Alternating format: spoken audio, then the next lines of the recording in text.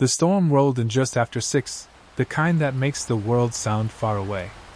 Rain needled the windows of the administration building, and the fluorescent lights over my desk hummed like they were tired of being alive. Everyone else had gone home. I stayed because the binder on my desk didn't belong. It was the big blue one we only pulled out for audits, accord certificates, endorsements, riders, all the paper armor that let our vendors move around our campus with chemicals and trucks and keys. I'd spent the week chasing expired certificates, calling reps with my polite voice, logging dates in a spreadsheet until the cells blurred. Tonight was supposed to be a clean sweep. Instead, the binder was heavier. I cracked it open. A new tab had been added, no label, just a sticky note that said, "Filed Tuesday." I hadn't filed anything Tuesday. Behind the tab, I found photocopies of a certificate for a company I hardly recognized, Rio Valley Environmental Services. Their general liability looked fine at a glance, but the workers' comp was a mess. Hand-corrected dates, a misaligned stamp, and a signature that flattened into a perfect line like it had been dragged with a mouse. Someone had hustled this into the binder like it was supposed to be invisible. I glanced at the hallway. The security guard, Luis, had done his rounds an hour ago. The building had the hollow feeling of an unplugged fridge. I took pictures on my phone, then flipped to the invoices. Rio Valley had billed for annual service, termites and fleas, on 3 separate buildings the same day. The work orders showed different times, overlapping by hours. Unless they duplicated themselves, something was off. My desk phone rang, the sound too loud in the empty room. I let it go to voicemail, then hit play. It was Dee, my boss. "Hey, Mara, just checking if you're still there. If you are, stop and go home. Storm's nasty. We can finish the reconciles in the morning." Then a pause. "And don't worry about the termite stuff tonight. It's old." I didn't like that. Old is where all the problems live. Footsteps clicked in the hallway. I looked up, expecting Lise, but the steps stopped short of my door. A shadow cut the light, then moved on. The elevator dinged. I told myself someone from facilities had come back for something. I printed the Rio Valley pages anyway. Halfway through the second sheet, the printer stuttered and spat out a half-formed page, the bottom third washed in static. When I tried again, paper jam blinked in cheerful blue. I gathered the half-printed pages in the binder and walked them to records, where the good copier lived. The door to records is always locked. Tonight it opened with a soft sigh, like it had been waiting for me. Records smelled like cardboard and toner. The motion sensor clicked, lights stepping on in pairs. The good copier blinked awake, its touch screen glowing a gentle aquarium blue. I set the binder down, fed the pages, and watched the glass sweep under a lid of light. While it worked, I checked the sign-in log on the counter. Tuesday's line had a name scrawled in slanted caps. Caleb R. No department. No time out. The pen line trailed off as if he'd been interrupted and never came back. The copier chimed. 4 clean copies slid into the tray. On the last print, a black line appeared across the bottom, as if a marker had bled through from nowhere. I lifted the lid. The glass was clean. I set the page aside and flipped the binder again. A thin, gray folder was tucked behind Rio Valley's tab. Inside, a corrective action report from 2017, stamped. Final. The header wasn't ours. It belonged to an off-site storage company we'd used years ago. The report described a fumigation, performed contrary to stated occupancy status. Translation: someone had gassed a space while people were in it. I felt the room contract. Names were redacted, black boxes like missing teeth, but there was a line that stuck. Employee symptomatic, later fatality under investigation. Vendor advised to suspend service pending review. The vendor's name had been replaced with a code. RVS. I took pictures. My hands shook. "It's old," D had said. Maybe he meant ancient history. Maybe he meant buried. A soft thud sounded deeper in records past the metal stacks. "Luis?" I called. No answer. The storm groaned against the building. I followed the sound, weaving between shelves of bankers' boxes labeled with years and departments. At the back wall, a smaller door waited, unmarked except for a paint scar where a plaque had once been. A brassy cylinder lock, older than everything around it, shone in the motion light. I tried the handle. It didn't budge. Back at the counter, I checked the laminated facility map. Each room had a number. The unmarked door was B17, and the map listed it as Records Archive, Inactive. Inactive rooms don't get visitors. Something slid under the front door. It took a second to register that it was paper, a single sheet, nudged by air or someone's shoe. I walked over. A half-wet envelope lay there, rain spattered. No stamp, no address. Inside, another certificate, Rio Valley again, but this time with a date that hadn't caught up to reality. The policy supposedly renewed next month, but the effective date started 2 months ago. I knew how that trick worked, backdating after an incident. The elevator dinged again. Footsteps, closer now. A male voice said, "Hello?" Friendly, practiced. "Anyone still in records?" I slid the envelope into my tote and stepped toward the counter where the light would catch me. "Back here," I called, careful to sound neither nervous nor alone. "Copying." A man appeared at the end of the aisle. Early 30s, contractor's beard, polo that showed a company logo I didn't recognize. He held up both hands, palms empty. "Sorry. I didn't mean to spook you. Caleb." He gestured toward the sign and log like proof. "From facilities. D. asked me to check the leak in here before the storm gets worse." "Facilities," I echoed. "Yeah. That door, B17, it sweats when the barometer drops. We've been meaning to reseal it." He smiled like we shared a joke. "You okay to hang while I take a look?" I glanced at the lock, then at his empty hands. "I don't have the key." He tapped his chest pocket. "I do." He crossed the room with easy familiarity and crouched by the base of the unmarked door. I stood a few feet back, pretending to review my copies.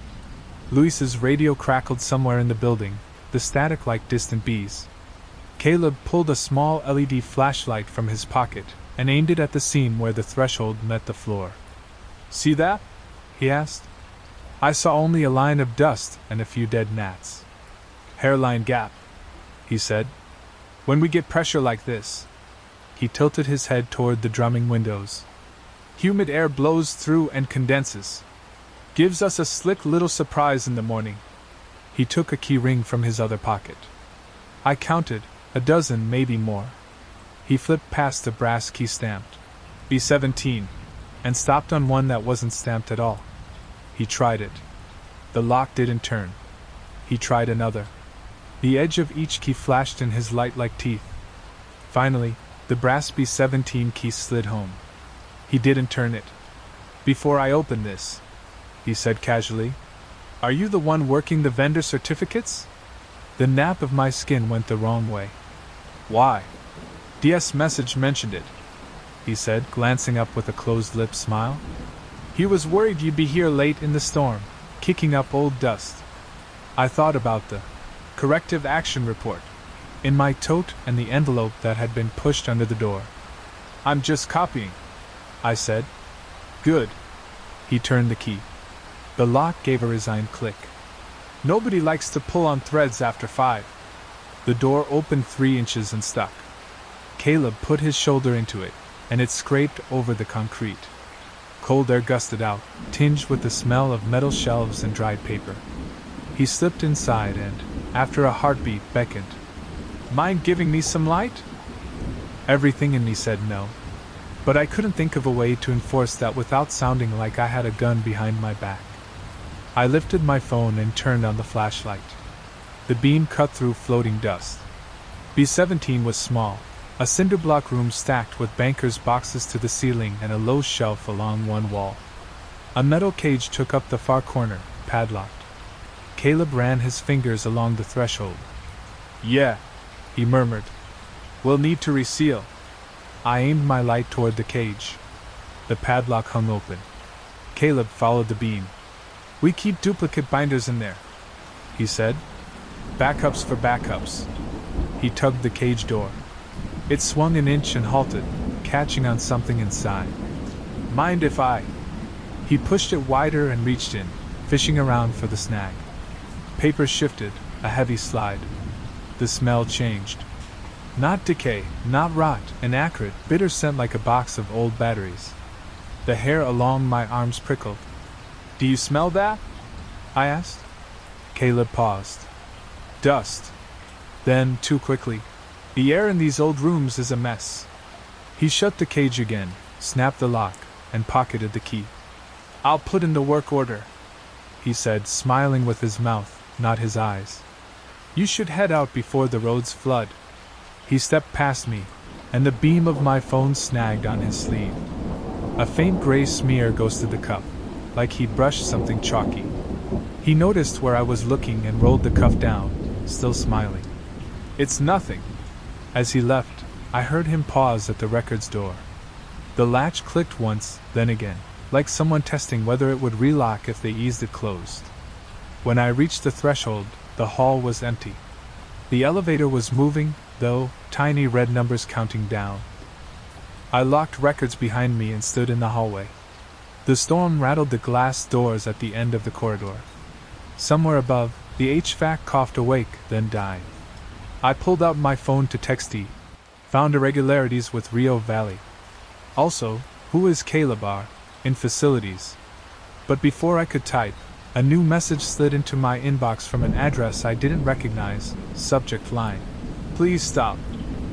The message was plain text, no signature. Please stop digging. The paperwork is being corrected. We don't want you hurt. It was the kind of email that wants to sound like a favor.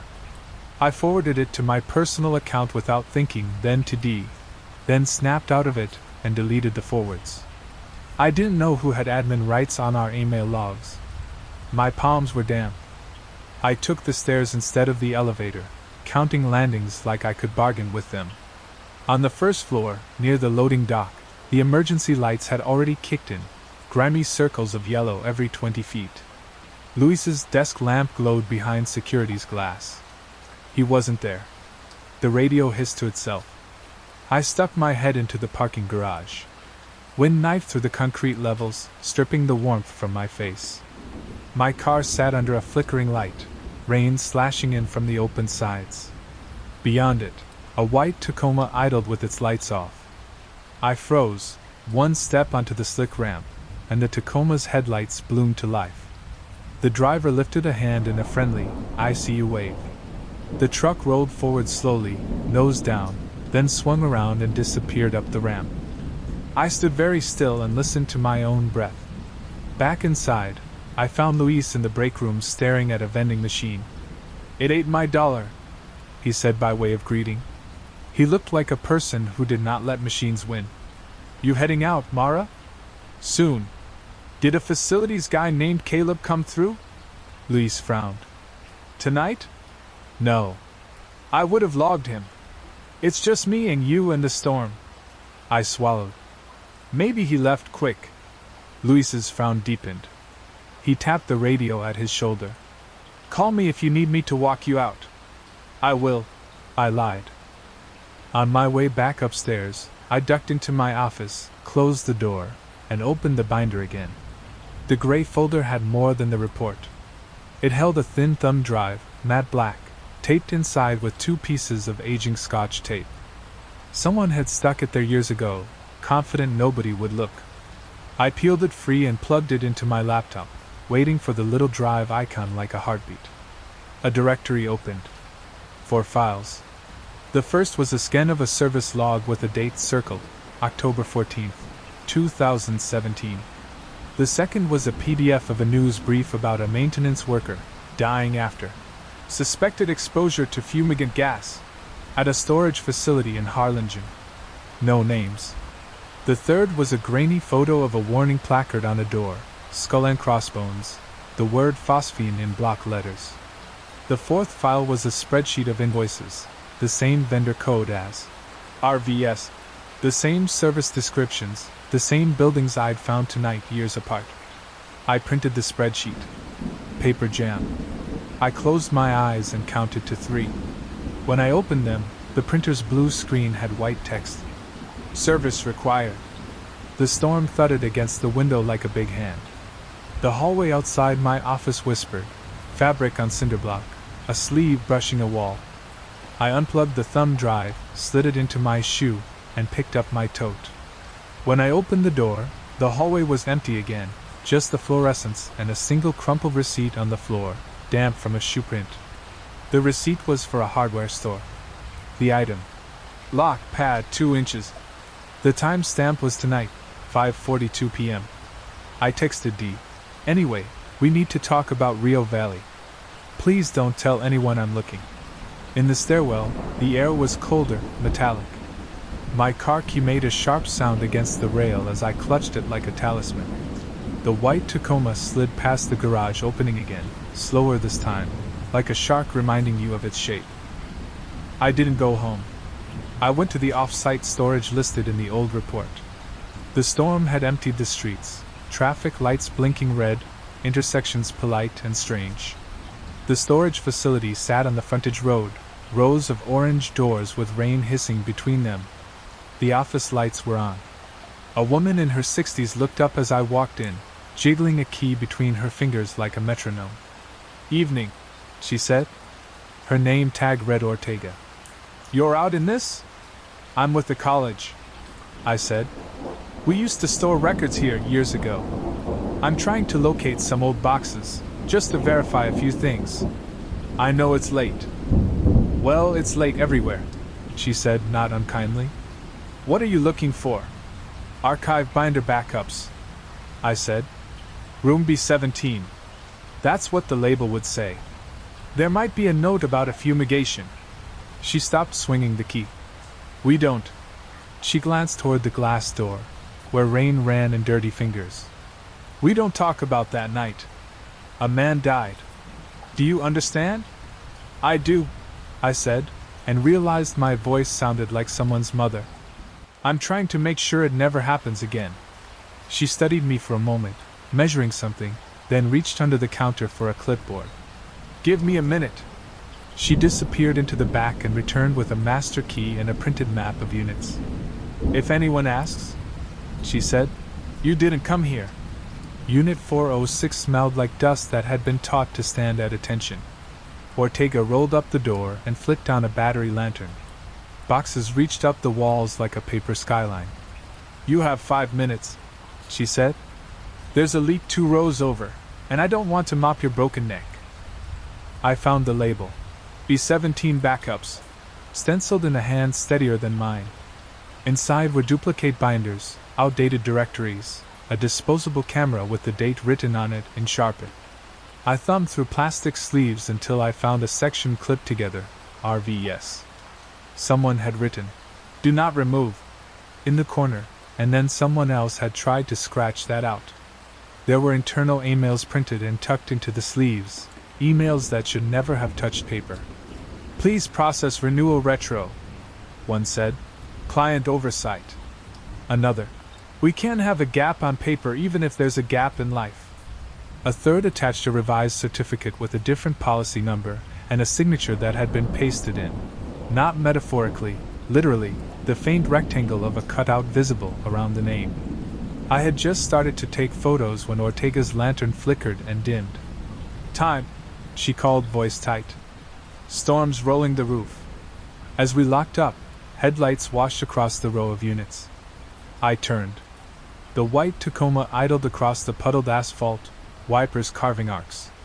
This time the driver didn't wave. He lifted his phone, like a person taking a picture. Ortega stepped between me and the rain. Back way, she said, and hustled me through a side door into a narrow hallway that smelled like simple green. Don't come back tonight. Whatever you're doing, don't do it here. In my car, I locked the doors and looked down. There were gray flecks on my palm from the binder sleeves, like powder that didn't want to be noticed. I wiped my hands on my jeans and started the engine. The radio was just static until a voice cut in mid-sentence. No injuries reported as of, and then more static. I pulled onto the frontage road and headed back toward campus, heart working like I'd run stairs. Halfway there, my phone buzzed with a voicemail. Unknown number. I pressed it to my ear and listened to Caleb's voice, light and apologetic. "You left your ID and records. I'll hold on to it until morning if you're not coming back." My ID was clipped to my shirt. I parked on the top level of the garage, under the open sky, because I wanted as much sightline as the concrete could give me. Rain stung my face. Down 2 levels, the Tacoma nosed in, lights off, the outline of the driver a smudge behind wet glass. I took a picture through my windshield. It wouldn't help much, but it felt like an anchor. Inside, the building had gone to half power. Emergency lights threw islands along the corridors. My shoes left small squeaks on the tile. I didn't go to my office. I went straight to records, breathed against the key until my fingers worked, and closed the door behind me. The hum of the copier was gone.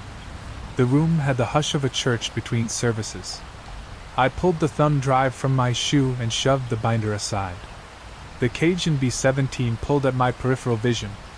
I told myself I was just going to check a list, confirm a number, take one more photo.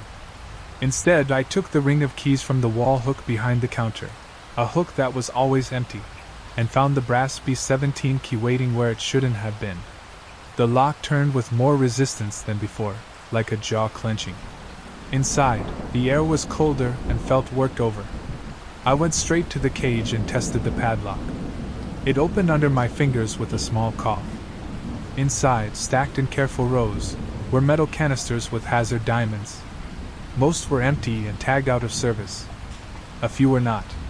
There were also rolls of warning placards, a clipboard with pre-filled service logs, date lines blank, service lines complete, and a small box of campus access badges, the peel-off labels still stuck to their backing sheets.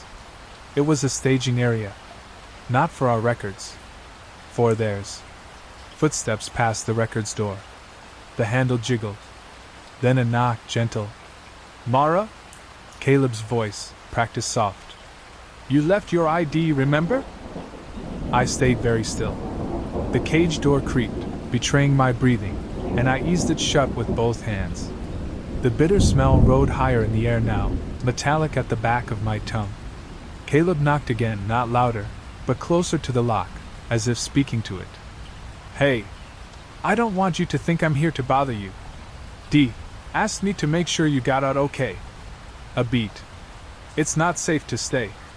On the counter, the wall phone blinked silently, its line dead. My cell had 1 bar. I texted Luis, in records. "Don't come alone. Door is locked." Then I remembered I hadn't actually locked it. The handle jiggled a 3rd time, and the latch slipped, and the door cracked an inch, and Caleb said, still gentle, "There you are." I lifted the heavy 3-hole punch from the counter and set it behind the records door. If he pushed, it would jam. He pushed. The door slid 2 inches and stopped with a satisfying thunk. He exhaled a little laugh. "Okay," he said. "You're scared. I get it. Let me talk to you through the door like neighbors." I looked at the canisters, at the placards, at the clipboard of fake futures. I thought of a man who hadn't gone home in 2017, and Ortega's careful. "We don't talk about that night." And yes, it's old. My hands found a roll of warning tape and wrapped it around my wrist like a prayer bracelet. Caleb's voice dropped, no more neighborly at all. "Delete the photos. We'll fix the paperwork. You'll go home. This storm will move on. And in the morning, you'll remember you like being the person who doesn't make trouble." I slid my phone into my back pocket, turned off the light in B-17, and stood in the dim. The door to records held, but only because the little weight I'd wedged there kept it honest. The Tacoma's engine, or its memory, seemed to thread through the walls. I looked down at the keyring in my fist, at the small stamped letters, B-17.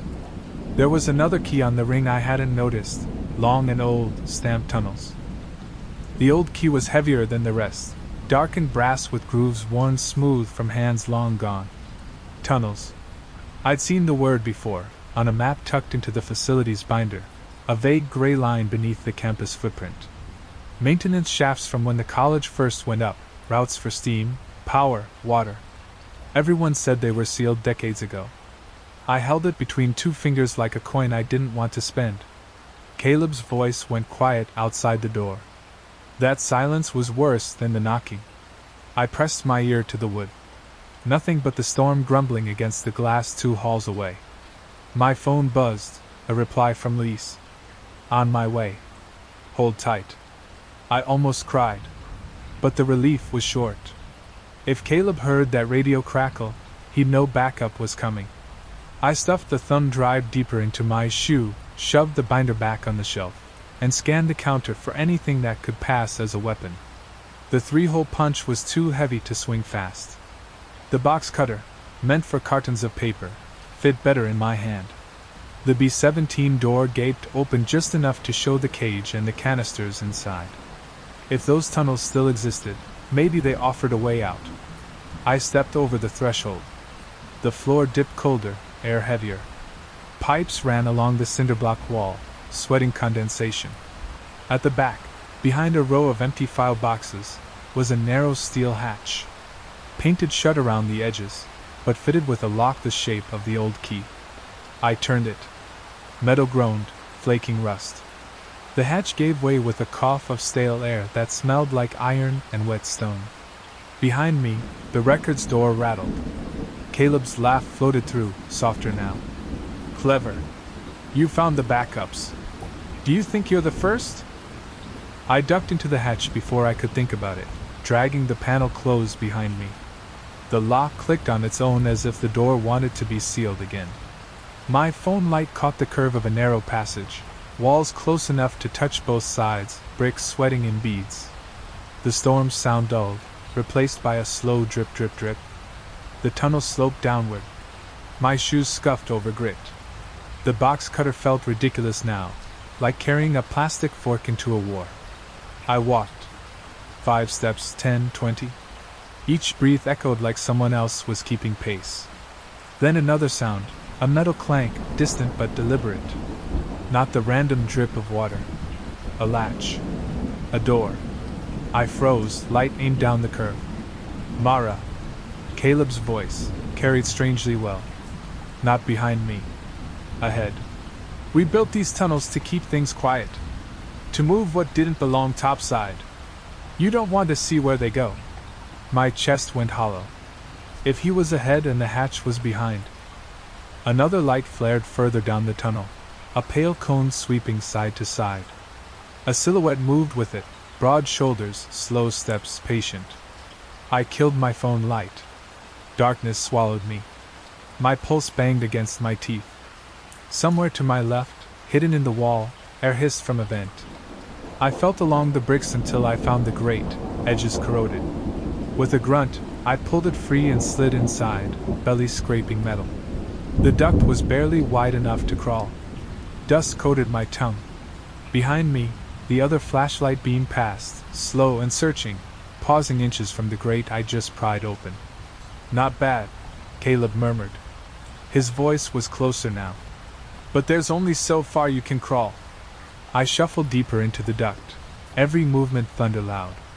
My phone buzzed again in my pocket, vibration rattling the sheet metal. I fumbled it out. A new text from Lise. I'm at records. Where are you? I typed back with shaking fingers, tunnel. Don't open B-17. Please. I didn't wait for the reply. Ahead, the duct bent downward, sloping into darker air. Somewhere below, a door slammed shut. And then I heard it. Not Caleb's voice, not Louis's radio. A different sound altogether. A wet, shuddering cough. Followed by another. Someone else was in the tunnels. The sound shivered through the ductwork, too human to dismiss, too ragged to be healthy. A wet cough, the kind that shakes the ribs, echoed in bursts, hack, pause, wheeze. Then silence so deep it felt like it listened back. I froze, hand pressed over my mouth, box cutter biting into my palm. Dust sifted around me in the crawl space. My phone screen dimmed, and I cupped it to mute the glow. Another cough tore the air. Closer this time. Then, words, thin and strained, carried by the duct like a whisper in a church. "Don't breathe it!" I nearly dropped the phone. The duct dipped lower, forcing me to crawl on elbows. My knees screeched against the metal. The smell thickened, burnt garlic, metallic, acrid. I knew that odor now. Phosphine. Ortega's lantern photo. The canisters in B-17. The voice rasped again. "They left me." I reached a grate where pale light spilled through. Slowly, I leaned to peek. Below, the tunnel widened into a chamber lined with old brick. Pipes ran overhead, dripping. A single chair sat in the center, bolted to the floor. Straps dangled from its arms. And in the chair, slumped, gaunt, skin gray in the lantern light, was a man. His chest hitched with shallow, spasmodic breaths. He wore coveralls with a patch so faded it was unreadable. His eyes lifted, milky and searching. And somehow, though the duct was shadow, his gaze found me. "Help!" The word was little more than a scrape of air. My throat locked. Behind him, in the far arch of the chamber, a second lantern bobbed. Footsteps approached, steady, unhurried. Caleb's silhouette filled the arch, flashlight in one hand, something heavier in the other. His voice was soft again, like coaxing a frightened animal. "You've been down here too long, friend. Time to rest." The man in the chair coughed, convulsing. I pressed back from the grate, heart clawing at my ribs. Caleb's flashlight beam swept across the chamber, over the man, then toward the duct. I snapped my light off just as the beam hit the grate. A pause. Then Caleb spoke, low and certain. "Mara, you shouldn't see this part." The beam lingered on the grate another heartbeat. Then it moved away. Metal scraped. A latch turned. Caleb dragged something heavy across the floor, something that clanged when it struck the chair's base. The man wheezed louder, panic clawing through his ruined lungs. I clenched the box cutter, bow burning my throat. If I stayed, I'd see something I could never forget. If I moved, I'd give myself away. The duct groaned as I shifted my weight. Caleb's head snapped up. Silence. Then, almost playful, his voice. "Found you." The words clung to the ductwork, vibrating through metal like a current. I clamped my jaw shut, afraid even the sound of breath would betray me.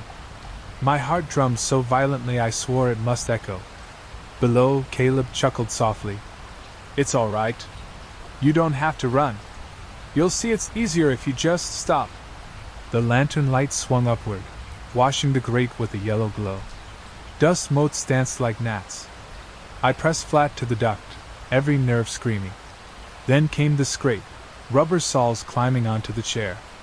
He was standing on it now, testing the duct's height. The beam shot directly into the grate, blinding. "Do you know what happens if I puncture one of these pipes?" he said conversationally, tapping the metal line that ran along the wall. The clang rang sharp. "It's not instant. It just empties you. Piece by piece. People beg for it to end." The man in the chair coughed again, a rattle like broken glass.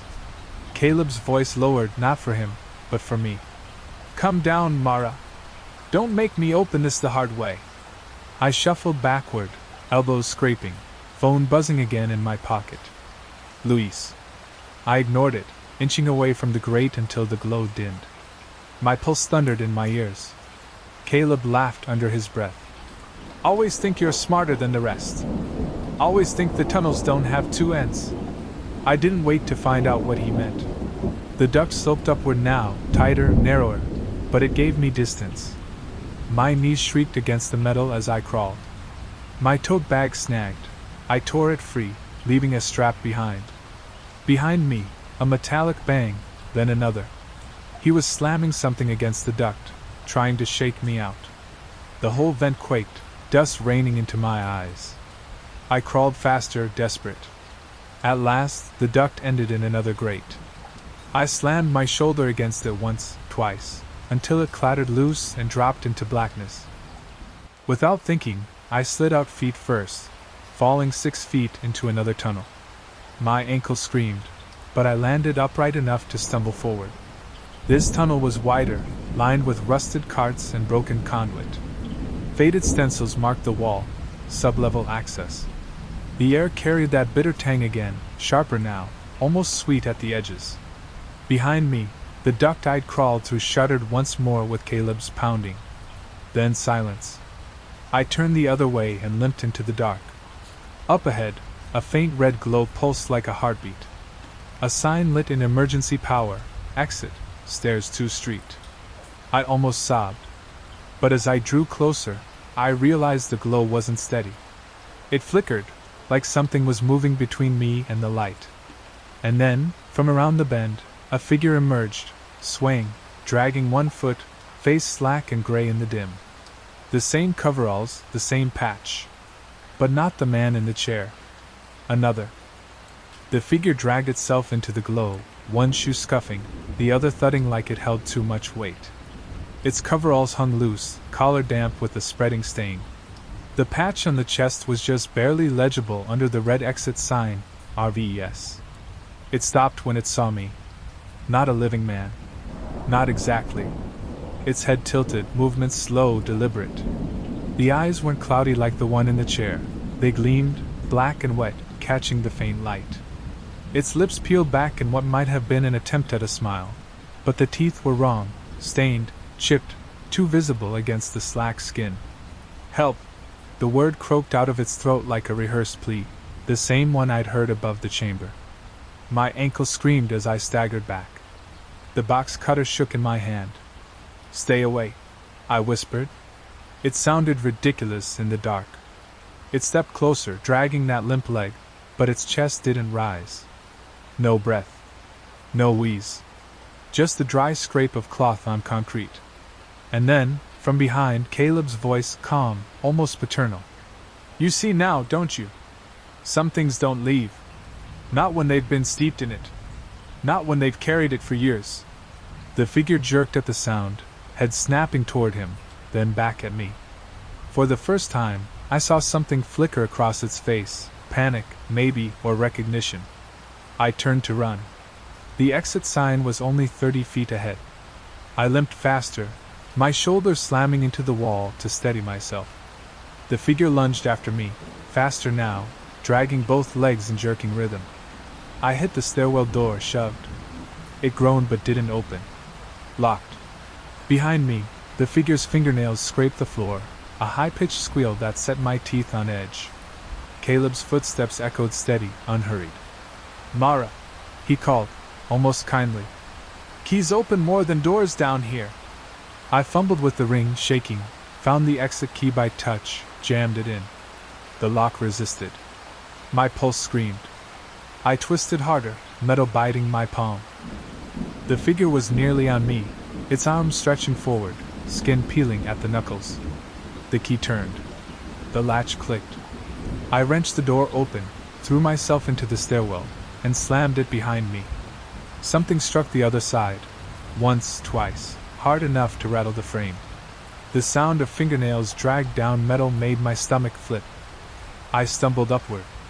The stairwell was narrow, concrete slick with condensation, the exit sign glowing faintly above each landing. Halfway up, I heard it again. Not from below, above. A cough. Wet, rattling. Then a whisper that slid down the stairs like smoke. Don't breathe it. The voice drifted from above, so faint it seemed woven into the concrete. My injured ankle shrieked as I forced myself up, hand trailing the rails slick with moisture. Each step echoed too loud. The stairwell smelled wrong, acrid, metallic, but undercut with something sour, like rotting fruit. My lungs prickled with each inhale. Don't breathe it. The whisper again, closer, though I saw no one on the landing. I covered my mouth with the edge of my sleeve and kept moving. My breath fogged against the damp fabric. Half a flight higher, something shifted in the shadows. I froze, pressing against the wall. A figure hunched on the landing above, barely visible under the failing exit glow. Shoulders rose and fell too fast, spasmodic. It turned its head toward me.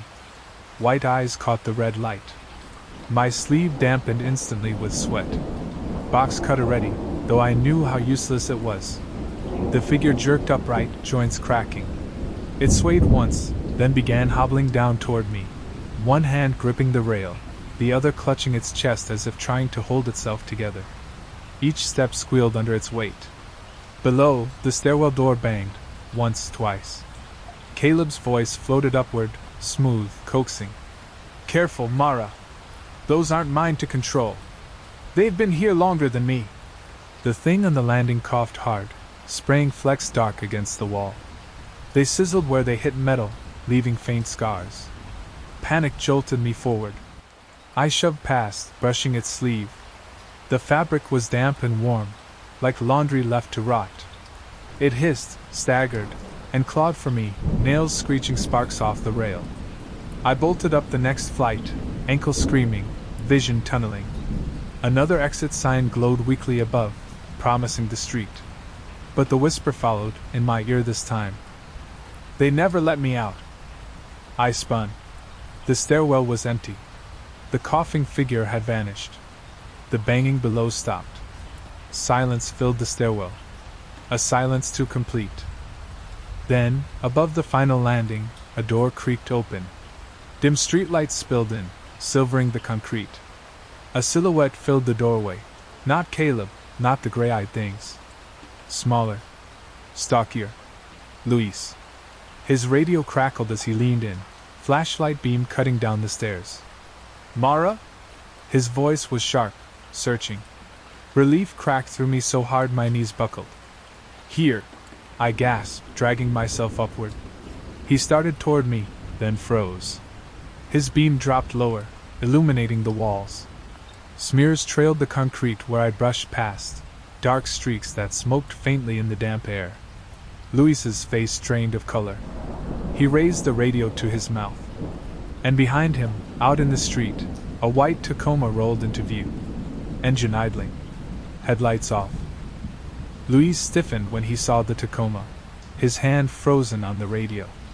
The truck idled just past the chain-link fence, rain streaking down its windshield. No driver visible. No wipers. Just the low hum of the engine vibrating in my bones. "Stay here," Luis said, though his voice wavered. He stepped onto the landing, flashlight trained on the truck. His radio crackled again, garbled static, no dispatch, just a wash of white noise like a throat trying to form words. "Luis," I whispered, but it came out broken. My lungs still burned from the acrid air in the tunnel. He turned back to me. "Don't move. You look."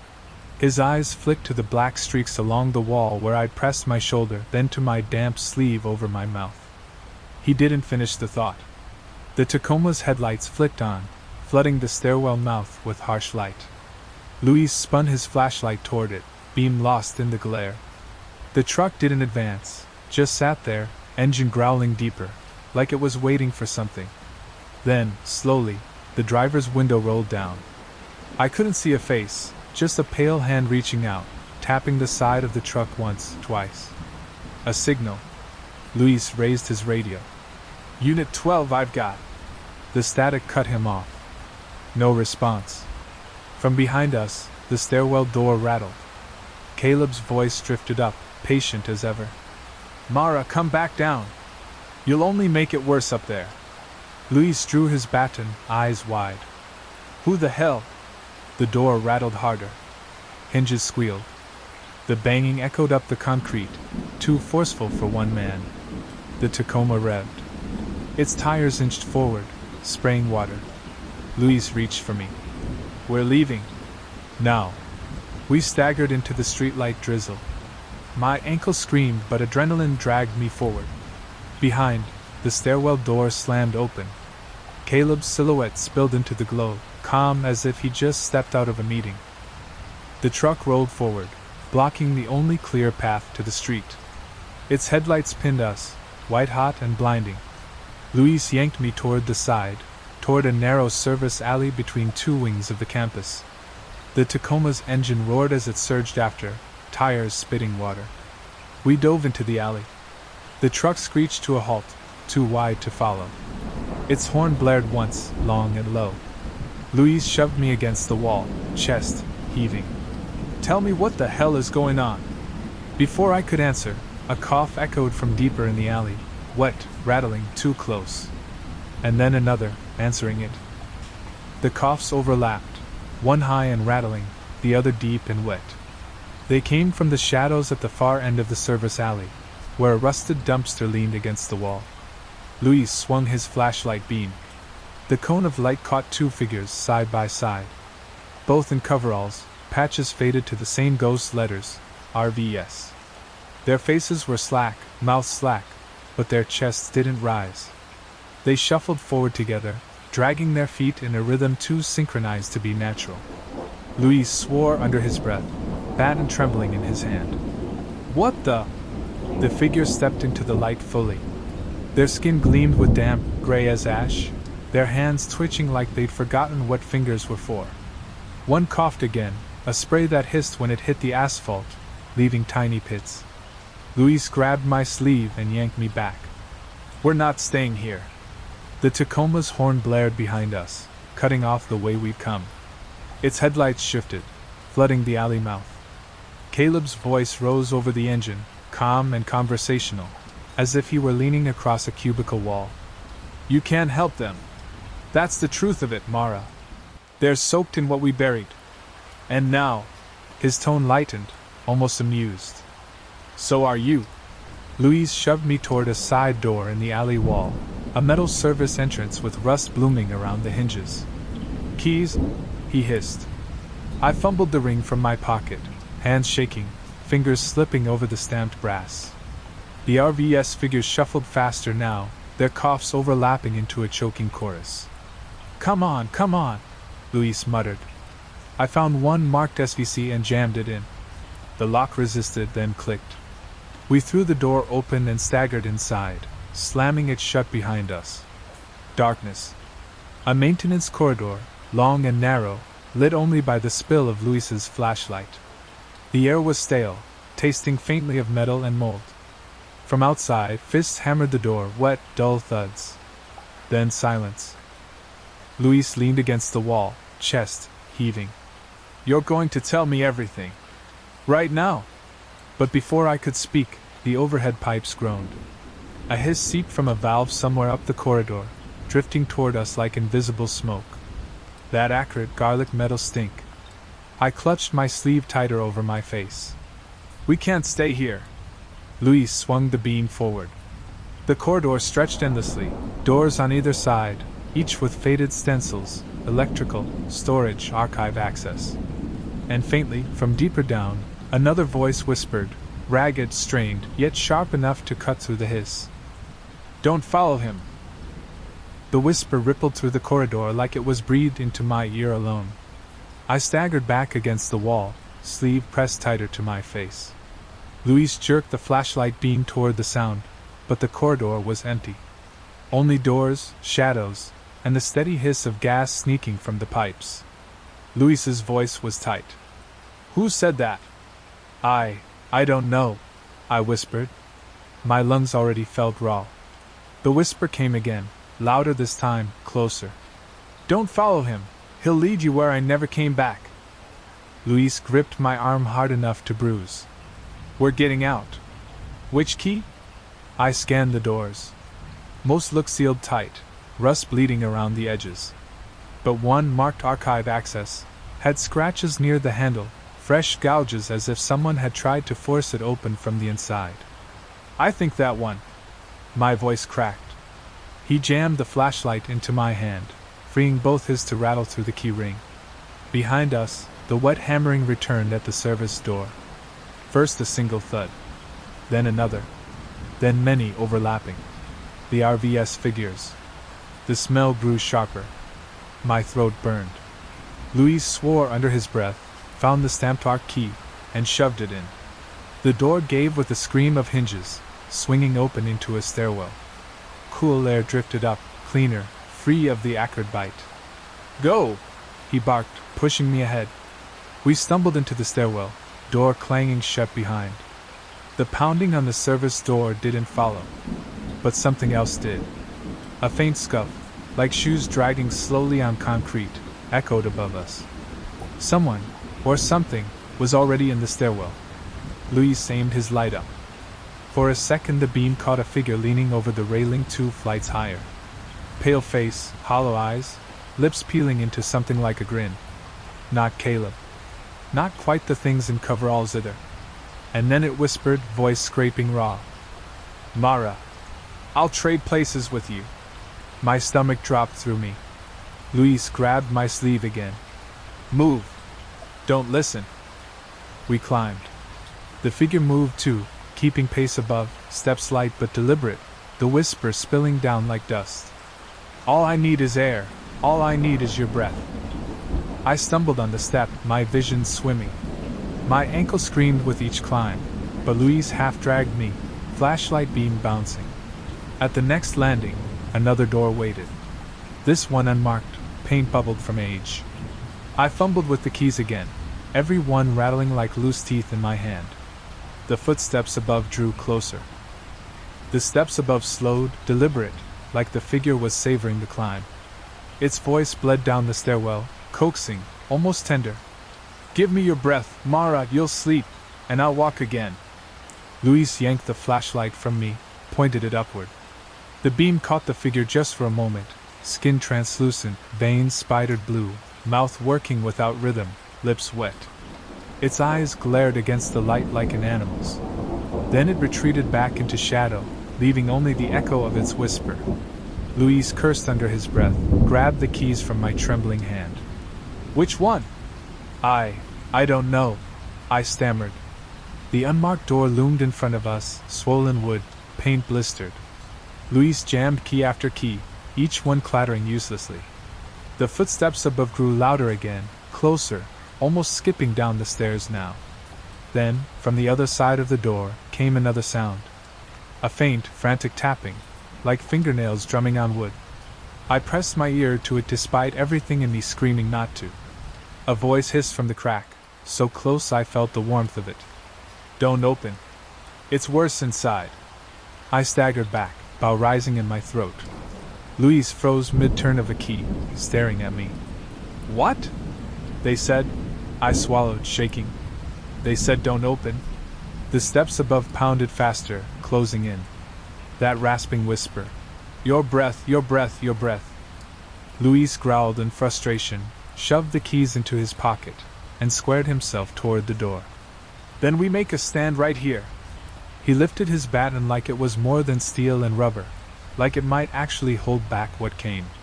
The air grew colder, heavier, the smell sharpening into that bitter garlic metal tang. My throat scraped raw with each inhale.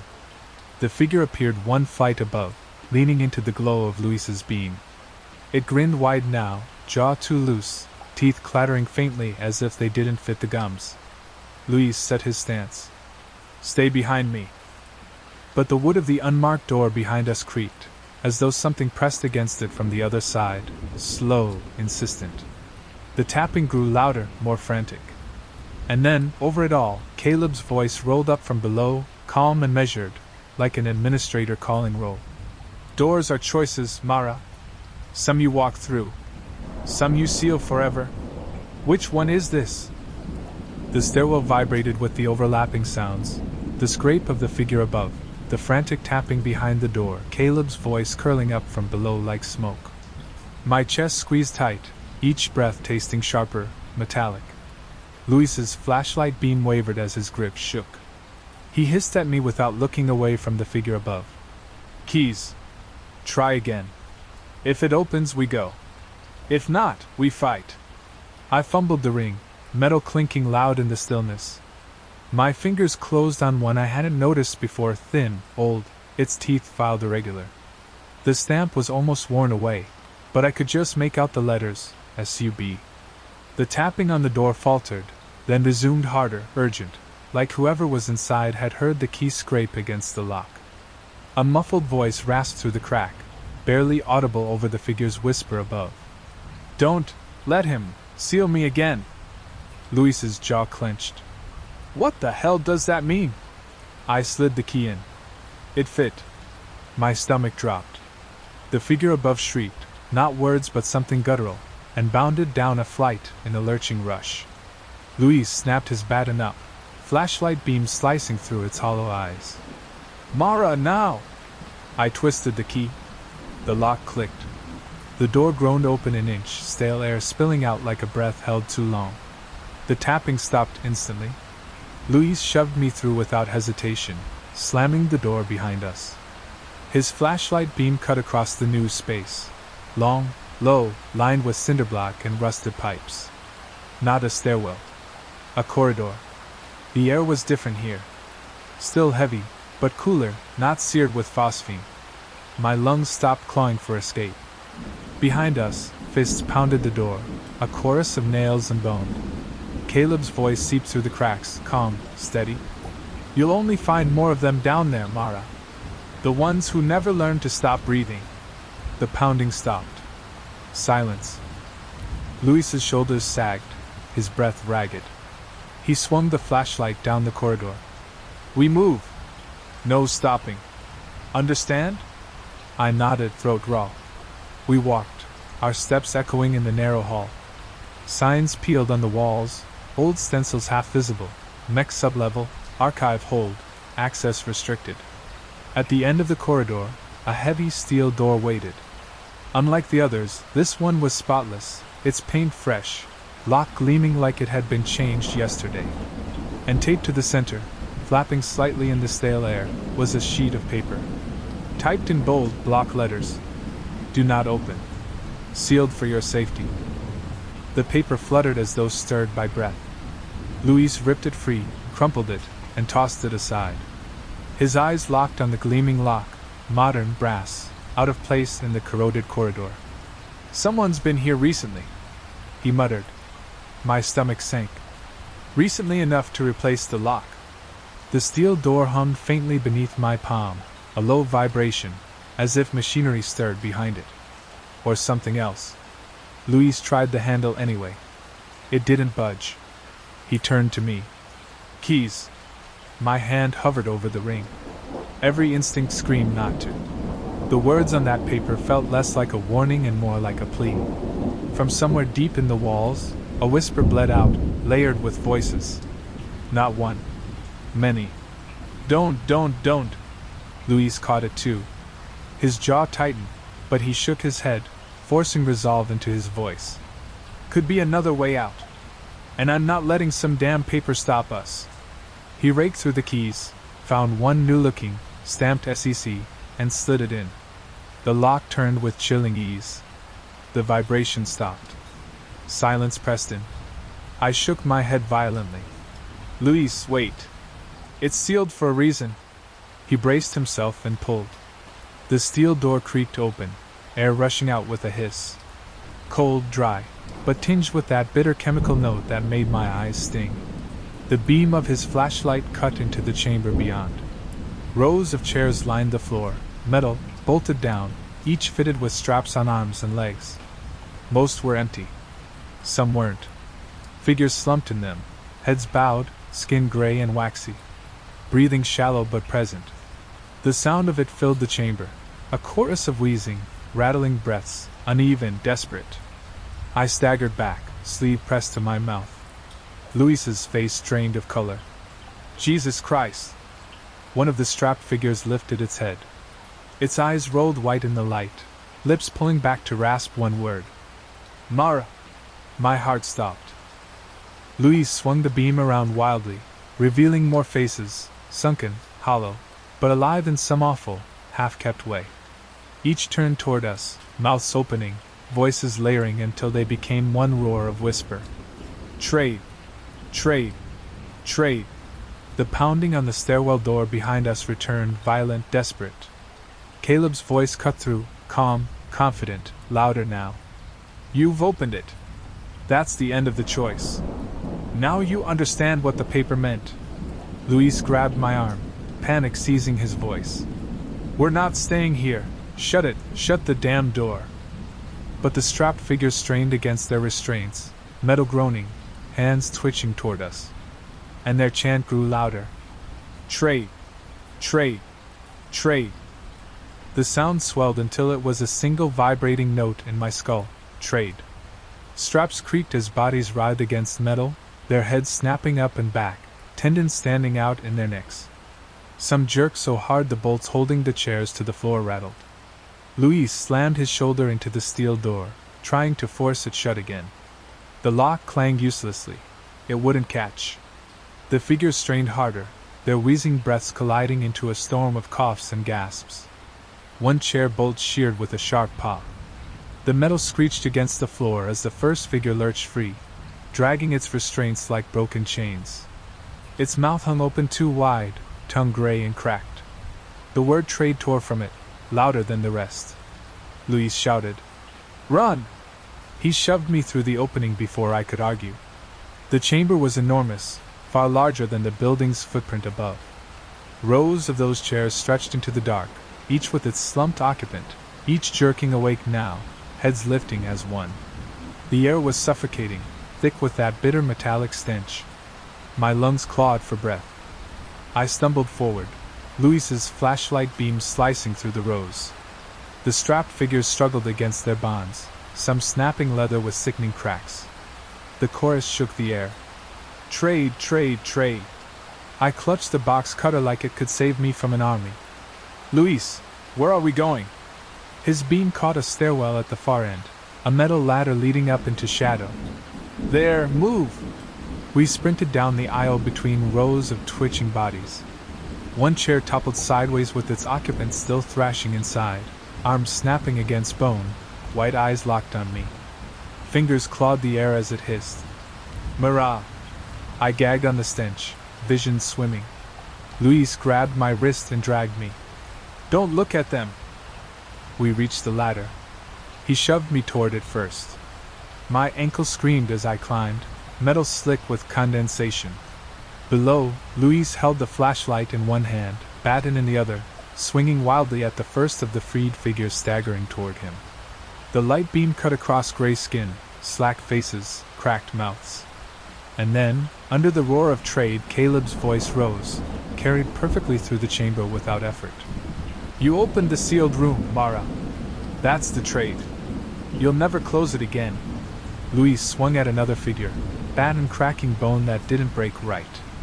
"Climb!" he roared. "Now!" I forced myself higher, the air cooler as I neared the top. A hatch waited above, painted steel. My fingers found the wheel lock and twisted. It shrieked against rust. Below, the figures surged toward Luis, dozens breaking free, their chant rolling like thunder. "Trade, trade, trade." The hatch groaned. My vision blurred with tears and sweat. And then, sudden, sharp silence. The voices cut off all at once. The sudden quiet rang louder than the chanting had. My hands froze on the wheel lock, knuckles white.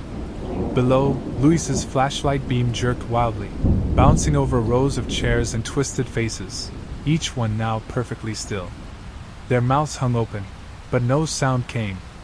Luis staggered backward, baton raised, chest heaving. "What the hell?" One by one, the figures lowered their heads, limp in their restraints again. The few that had broken free simply stood in place, arms slack, chains dragging. Their milky eyes tracked us but didn't blink. A voice rose, measured and calm. "Caleb," but not from the stairwell door. From everywhere. It hummed through the chamber walls, the pipes, the air itself. "That's what happens when they're reminded who holds the breath." Luis swung the beam wildly. "Show yourself!" Laughter, low, not cruel, but heavy with certainty. "I've always been here. You just opened the door to notice." The stillness of the strapped figures was worse than their frenzy. Every chest rose and fell at the same pace now, shallow, synchronized. As if one set of lungs powered them all. "Mara." Caleb's voice softened, almost kind. "You've carried it since you entered B-17. It's in you now, thinner than air. That's why they called to you." I shook my head violently, sleeve pressed tight over my mouth. "No. No." Luis grabbed my arm, hard. "Don't listen. We're leaving." He looked up at the hatch. "Open it!" I twisted the wheel again. It groaned, stiff, then gave an inch. Cold air whispered down, fresh, clean. My lungs screamed for it. Below, the flashlight caught movement. The strapped figures still sat motionless. but their lips moved, silently, in unison. One word formed again and again. Trade. The hatch cracked wider. A breath of night spilled in, sharp with rain and asphalt. And then, just as Louise shoved me upward, Caleb's voice sharpened, no longer calm but edged with steel. If you leave now, Mara, someone else will stay in your place. Louise cursed, bracing me with one hand, flashlight clenched in the other. Ignore him! Move! The hatch yawned open. Streetlight bled in, painting the chamber below in pale silver. The figures all tilted their heads back, eyes glowing wet in the beam, mouths working soundless trades. I pulled myself through, desperate for the rain-washed air. Louise was halfway up the ladder when it happened. A single hand shot from the mast below, pale and slick, gripping his ankle. Louise shouted, boots slamming against the rung as the hand tightened. The flashlight slipped from his grasp and tumbled, beams spinning across the chamber. For an instant, it illuminated dozens of faces all turned upward, mouths stretched too wide, teeth clicking as they mouthed their wordless trade. I lunged down, grabbed Louise's wrist with both hands, and pulled. Climb! Kick it off! He snarled, baton still in his other hand. He swung it down hard. Bone cracked. The grip faltered, then clamped tighter, pulling. The figures below were shifting now, unstrapping, rising as though stirred by one will. Their chains clattered like a dirge. Louise! I screamed. He slammed the baton down again. The hand snapped away, and he scrambled up, nearly dragging me down with his weight. Together we forced the hatch wider and crawled into the night air, collapsing on wet asphalt. Rain slapped our faces, cold and clean. I sucked it in, coughing, lungs clawing for relief. Louise slammed the hatch shut behind us, twisting the wheel until the metal shrieked. We lay there, gasping, until headlights swept across us. The Tacoma. It idled just beyond the service lot, driver's window down. Caleb leaned one arm casually against the frame, like a man waiting for a colleague outside a bar. Rain slicked his hair against his forehead. He smiled when he saw us. You felt it, didn't you? His voice carried easily over the storm. How it fills the lungs, how it asks. That's why the seal was there. Louise staggered up, baton ready, body shaking with rage. Stay the hell away from us! Caleb tilted his head. You don't understand. It's not about me. It never was. I'm only making sure the trades keep balance. The ones down there? He gestured lazily toward the hatch. They're still breathing because someone else isn't. That's all it is. Breaths in, breaths out. His eyes shifted to me. And now, Mara, you're on their list. My knees buckled. I clutched my sleeve tighter over my face, though the rain washed most of the stench away. No. He leaned forward, resting both arms on the wheel. But you don't have to give yourself. You can always choose someone else. The Tacoma's engine revved once, long and steady, like punctuation. Louise grabbed my shoulder, pulling me back. We're not playing his game. We're getting out. Now. We stumbled toward the main street, but the Tacoma rolled forward, slow, blocking the exit. Caleb's smile never faltered. You already opened the door, Mara, he called over the rain. The trade has to be made. If not you, then who? The Tacoma idled between us and the street, its headlights casting long, wet shadows across the lot. Rain pinged off the hood in quicksilver rivulets. Caleb leaned out the window, casual, like he was offering a ride instead of cornering prey. Mara. His voice rolled calm over the storm. Think about what you saw. Rows of them, breathing borrowed air. They stay because someone else leaves. That's the rule. That's the balance. Louise shoved me behind him, baton raised though his hands shook. Shut up! You're not taking her. Caleb's smile widened, sympathetic almost. Louise, you don't even realize, you're already standing in the doorway. The breath has to come from somewhere. Maybe hers. Maybe yours. Or, he let the thought hang, his gaze cutting to me. Maybe someone waiting at home, sleeping, unaware. A simple trade. My stomach turned cold. You're lying. Am I? Caleb tapped the side of his truck with 2 fingers, a lazy rhythm. Why do you think their voices knew your name? Why did they whisper for you to trade? You've carried it since B17. They can smell it. They're waiting. Luis took a step forward, defiant, but I could hear the tremor in his breath. We're not giving you anything. Caleb chuckled softly, shaking his head. Not me. Them.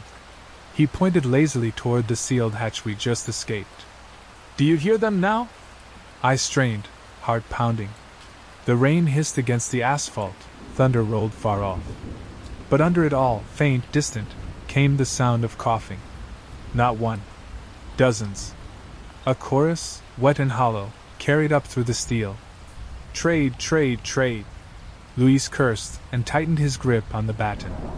Caleb leaned further out the window, rain dripping off his jaw. His tone softened, almost fatherly. It doesn't have to be you.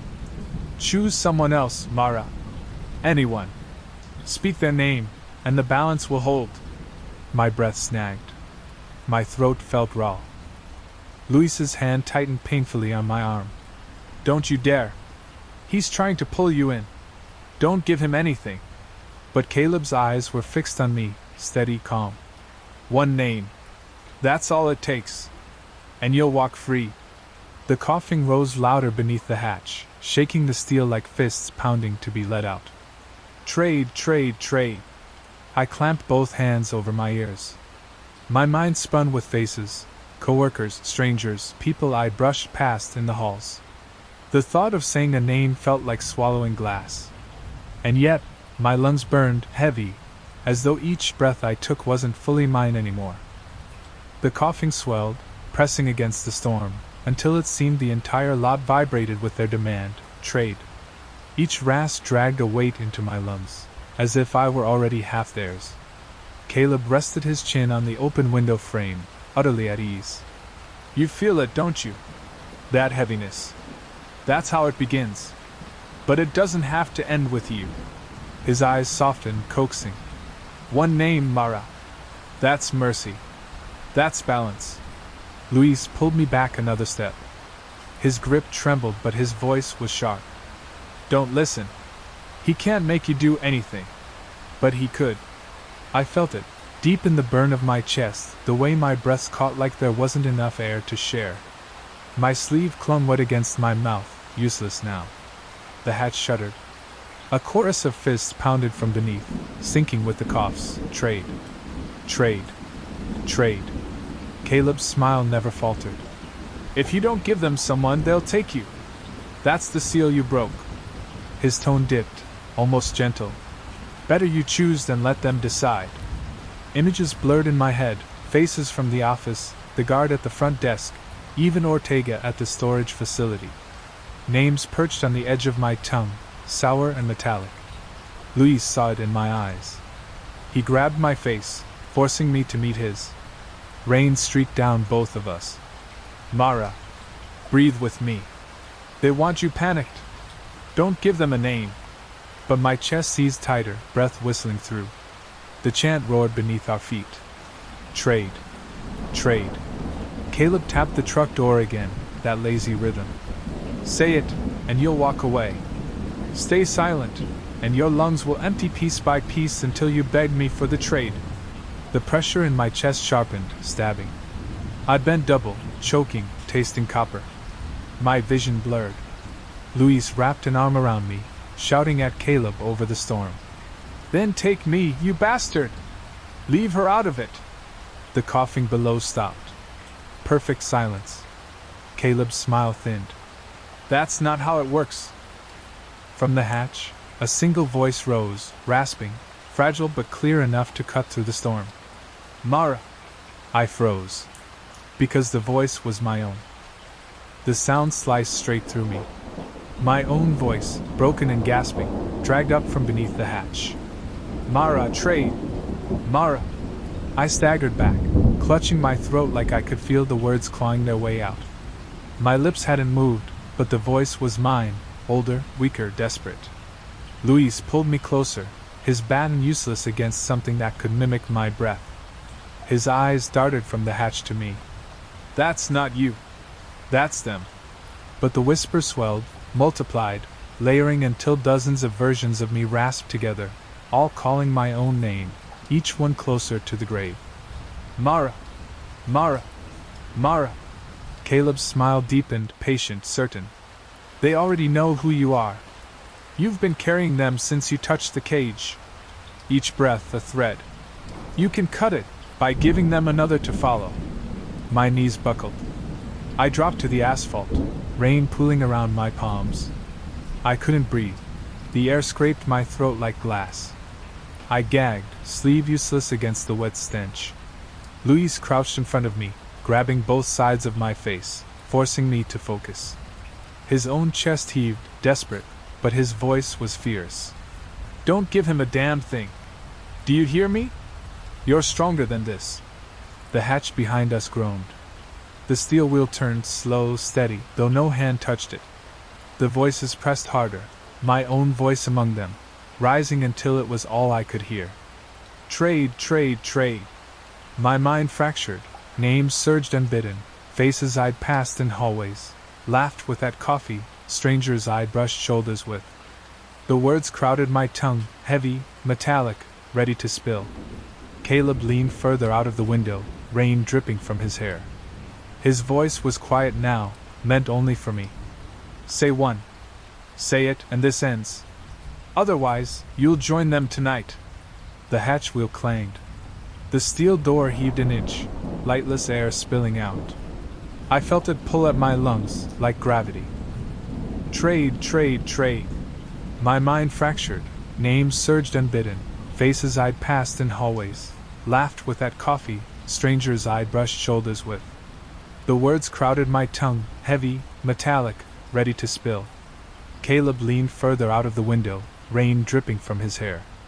His voice was quiet now, meant only for me. "Say one. Say it, and this ends. Otherwise, you'll join them tonight." The hatch wheel clanged. The steel door heaved an inch, lightless air spilling out. I felt it pull at my lungs, like gravity. Luis roared, swinging his baton at the hatch as if he could beat it closed. "Shut up! Leave her alone!" But Caleb didn't even glance at him. His gaze locked on mine. Patient. Waiting. And I, gasping, drowning in air that wasn't air, felt a name burn like a coal at the back of my tongue. Ready to ignite. The name seared the back of my tongue, desperate to leap free. I bit down hard, copper flooding my mouth, but the voices kept forcing it upward, my own echoes calling out, urging me to let it spill. "Mara, trade! Mara, trade!" Luis's hands shook against my shoulders. "Don't give it to him! Fight it!" His voice cracked, fierce but terrified. The hatch wheel screeched as it turned further, the steel door yawning wider. That stench rolled out, acrid, metallic, bitter. My chest heaved like it was breathing with the room below, not with me. Caleb drummed his fingers on the Tacoma's frame, lazy, assured. "She can't hold it forever. The air already belongs to them. A single name, and the weight lifts. That's mercy, Mara. Mercy." I curled forward, nails digging into wet asphalt, mouth wide as if to scream, but no sound came except the rasping chant rising beneath us. The name boiled hotter, Luis's name. It was his. The one clawing to get out. I sobbed, choking on it. The hatch banged open another inch. Fingers, dozens, pushed through the gap, pale and gray, nails blackened. They clawed at the air, reaching for me. Luis threw himself against the hatch, slamming it with his shoulder. "Close, damn you!" he screamed, voice strangled with effort. He turned his head, eyes burning into mine. "If you're gonna say a name, Mara, make it mine. Don't carry this. Give it to me." I shook my head violently, the word blistering my throat. "No!" The chant surged, overlapping until it was deafening. "Trade, trade, trade." My own voice was loudest among them. Caleb's smile sharpened, eyes glinting in the rain. "Choose, Mara, or they'll choose for you." My mouth opened. The name rose like fire. And then, Luis clapped a hand over my mouth, forcing the word back down. His voice cracked, raw with fury and fear. "Don't you dare! Don't let him win!" The hatch exploded wider, a roar of fetid air swallowing the lot. Fingers stretched farther, scraping asphalt, nails shrieking. My lungs seized, every breath stolen. I blacked out before I knew if the name had escaped me. When I came to, the world was muffled. Rain fell in a silver sheet, but I couldn't hear it, only feel the cold drops sting my skin. My chest rose shallow, thin, as though someone else was breathing for me. Luis loomed over me, one hand still pressed to my mouth, his eyes wide, frantic. "Stay with me, Mara! Don't let it out!" His voice shook like it was breaking apart. Behind him, the hatch was open halfway, steel groaning under the weight of countless pale arms clawing outward. Fingers stretched, nails scraping furrows in the asphalt. The chant rose again, low and guttural now, vibrating through the ground. "Trade, trade, trade!" Caleb leaned against the side of the Tacoma, unbothered by the storm, watching like an administrator marking boxes on a checklist. His voice slid across the rain, calm as ever. "You can't hold it shut forever, Luis. You'll break before the seal does." Luis slammed the hatch with his shoulder again, his muscles straining, tendons bulging. "Then I'll break," he snarled. I tried to speak, but my voice rasped, foreign in my throat. My lungs ached like hollow glass, brittle, ready to shatter. Every inhale dragged pieces of that chant inside me. "Mara! Mara!" It was my own voice again, dozens layered over one another, calling from the pit. Luis shook me hard, forcing my eyes to meet his. "Don't listen! Do you hear me? Don't listen!" His hand slipped from my mouth, and the name clawed back up my throat, ready to tear free. I doubled over, coughing hard enough to gag, tasting iron. My vision split, half the stormy lot, half the rows of strapped figures below, their mouths all moving with mine. I was in both places at once. And then, one broke from the mass, stepping forward. A figure in coveralls, gray and trembling, eyes sunken deep. It raised a hand toward me, lips forming my name, but not as a chant. Not like the rest. This one begged. Pleaded. "Help me!" The others roared trade, but it shook its head weakly, mouthing again. "Don't!" The conflict shattered through the chorus, voices fracturing, some still chanting, some coughing violently. The hatch shuddered, the pressure stalling. Caleb straightened, his calm finally cracked, his voice edged now. "Don't look at it, Mara! That one doesn't matter. The trade is the only law." But the figure's eyes locked to mine, desperate, human. The only thing in that pit that still seemed alive. And I realized, someone down there wasn't part of the trade. Someone was trapped. The figure wavered at the edge of the hatch, pale fingers curling over the rim like a prisoner clinging to bars. Its chest rose ragged, unlike the other's synchronized wheeze. Its eyes, hollow, bloodshot, were locked on mine, pleading. "Don't trade!" It rasped again, shaking its head violently, coughing blood down its coveralls. The chorus of voices drowned it, chanting trade with mechanical rhythm, but the difference was undeniable. This one wasn't chanting. It was fighting. Luis pressed harder against the hatch, grunting as another wave of arms pushed up from below. His muscles trembled, bad and useless now as he tried to hold the wheel shut with his entire weight. "Mara, whatever you're seeing, don't let it trick you!" But I knew. This wasn't like the rest.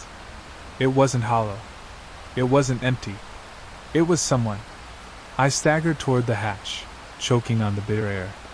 The figure reached for me with one trembling hand. "Don't let them trade me!" Caleb slammed his palm against the Tacoma's horn, the blare cutting through the storm. His voice followed, sharp now, stripped of patience. "Step away, Mara. That's just bait. It belongs down there. If you touch it, you'll take its place." The figure shook its head, lips flecked with blood. "Not me, they put me here. I didn't agree." The voices below faltered, half chanting trade, half coughing, like static breaking apart. The storm seemed to lean closer, listening. I dropped to my knees by the hatch, clutching the slick rim. The stench made my stomach lurch. My lungs screamed for clean air. But the figure's eyes, God, they were alive. Terrified. Louise shouted, voice cracking. "Mara, no! Don't touch it!" Caleb's tone deepened, almost a growl. "Choose now, or you go under." The figure's hand stretched higher, trembling inches from mine. "Please!" I reached. My fingertips brushed its clammy skin. For a heartbeat, silence. The chant cut off. The arms froze. Even the rain seemed to still. Then the hatch roared open under us. A blast of black air surged upward, swallowing the lot. The figures below shrieked in unison, rage, hunger, betrayal. Louise screamed my name as we were both dragged toward the pit. And the last thing I saw before the dark took me was Caleb, smiling faintly, climbing out of the Tacoma at last. The air dragged me downward like a riptide, my body weightless in the black surge. My hands clawed at the asphalt, nails breaking against wet grit, but the pull was too strong. Louise clamped onto my wrist with one hand, the other latched onto the hatch rim. His teeth bared with strain. "Hold on!" he roared, veins bursting at his temple. Below us, the chamber churned with movement. The strapped figures were loose now, staggering upward in waves, mouths wide, shrieking trade. The sound hollowed my chest until I felt my own ribs vibrate. The pleading figure, the one that didn't belong, clung to the inner wall of the hatch, still reaching for me. Its bloodshot eyes swam with terror. "Don't let them pull you down. Not you!" Its voice cracked against the roar. Then the others surged forward, clawing at it, trying to drag it back into the mass. Their fingers raked its shoulders, tearing cloth and flesh.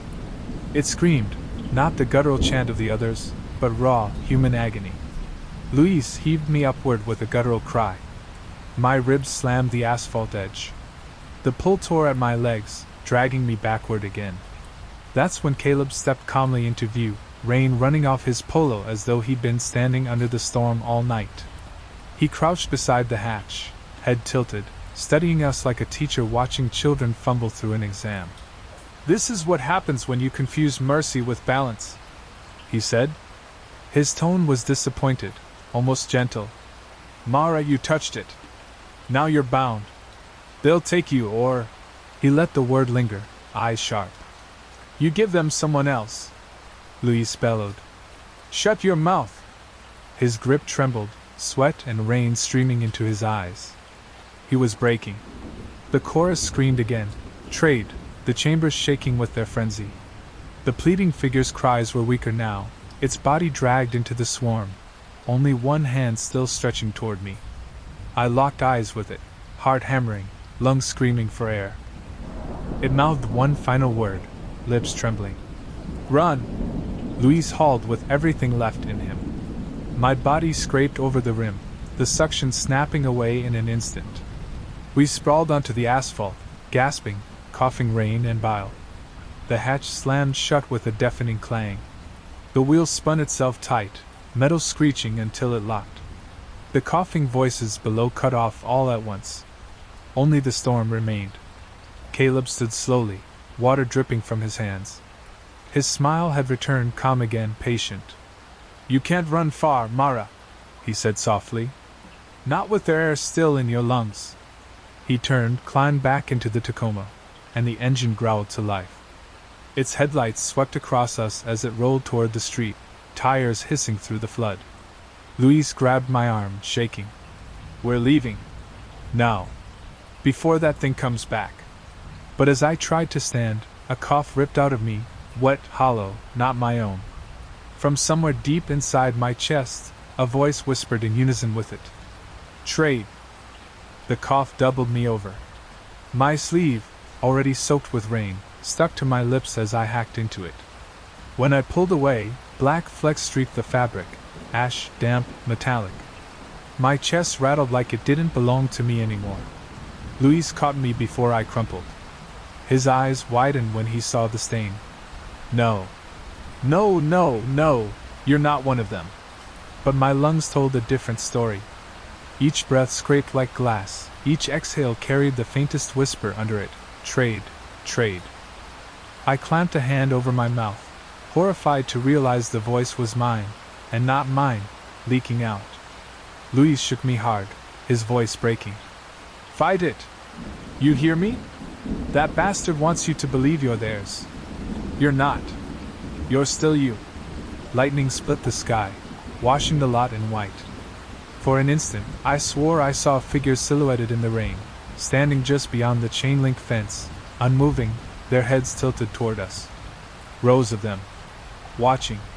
The Tacoma's taillights glowed at the far end of the street, then vanished into the storm. Caleb hadn't chased us. He didn't need to. He'd left something in me. Luis pulled me toward his car parked under the last flickering lamp. We're going. Hospital, priest, exorcist. I don't care. You're not staying here. Each step felt heavier, like the air itself weighed me down. My chest wheezed, the whisper curling into words with each breath. Mara, trade! I slammed my fist into the side of the car, desperate to drown it out. Shut up! I screamed hoarsely. But the voice echoed back inside me, calm, inevitable. Luis shoved me into the passenger seat, slamming the door behind. He climbed in, jamming the keys into the ignition. The engine coughed to life. As we pulled from the lot, I looked back once. The hatch gleamed under the storm, water pooling around it. For just a second, the wheel twitched, as if something inside had brushed it again. The whisper filled my head, smoother now, almost coaxing. All it takes is one name. I pressed my forehead to the glass, rain cooling my fevered skin.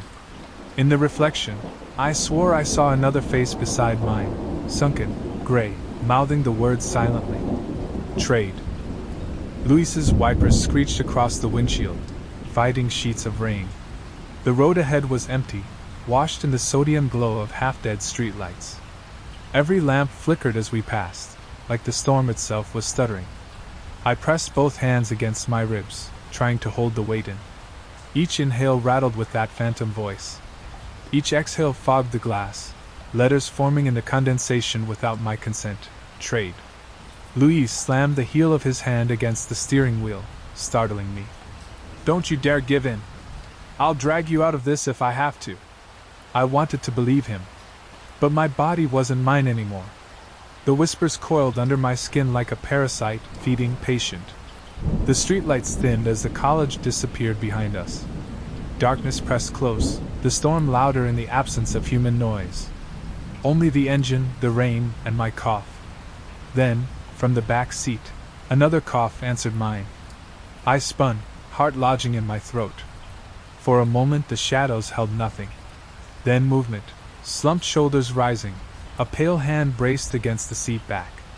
Luis swore, swerving hard enough the tires screamed. What the? The figure leaned forward, head cocked, dripping rain though the windows had never opened. Its face was gray, skin puckered like it had drowned. Its mouth stretched in a slack grin. Mara! It rasped. Luis raised the baton with one hand, steering with the other. Out of my car, now! But the thing didn't lunge. Didn't fight. It only reached one trembling hand toward me, fingers twitching inches from my shoulder. Don't let him take you! My chest burned. The voice was different, strained, human, like the one I'd seen begging at the hatch. Not hollow. Not chanting. The whispers inside me hissed back, louder, furious. Trade. Trade. Trade.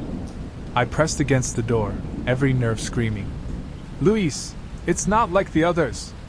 He glanced at me, face pale. Then what the hell is it? Before I could answer, the headlights caught movement ahead. Figures lined both sides of the road, shoulder to shoulder, stretching into the storm. All in coveralls. All gray.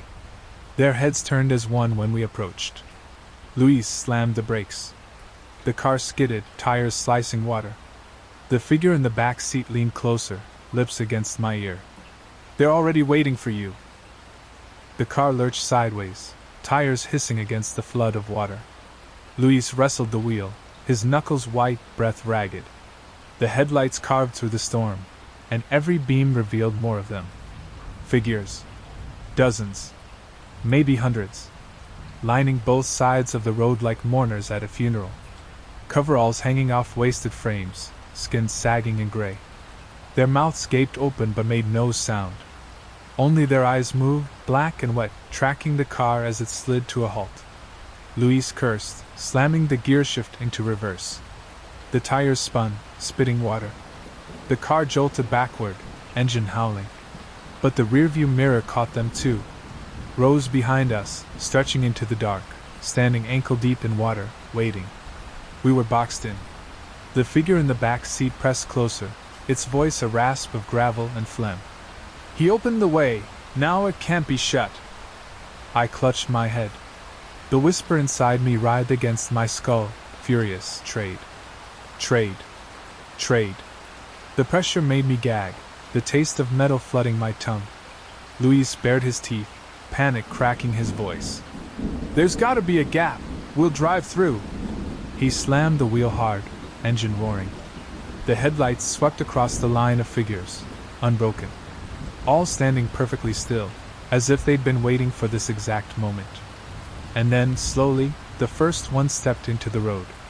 A woman, what used to be one, coveralls shredded, scalp patchy. She raised a trembling hand and pointed directly at me. The chorus followed, a single shuddering inhale from every throat. Then, as one, their mouths opened wide. "Mara!" The sound gutted me.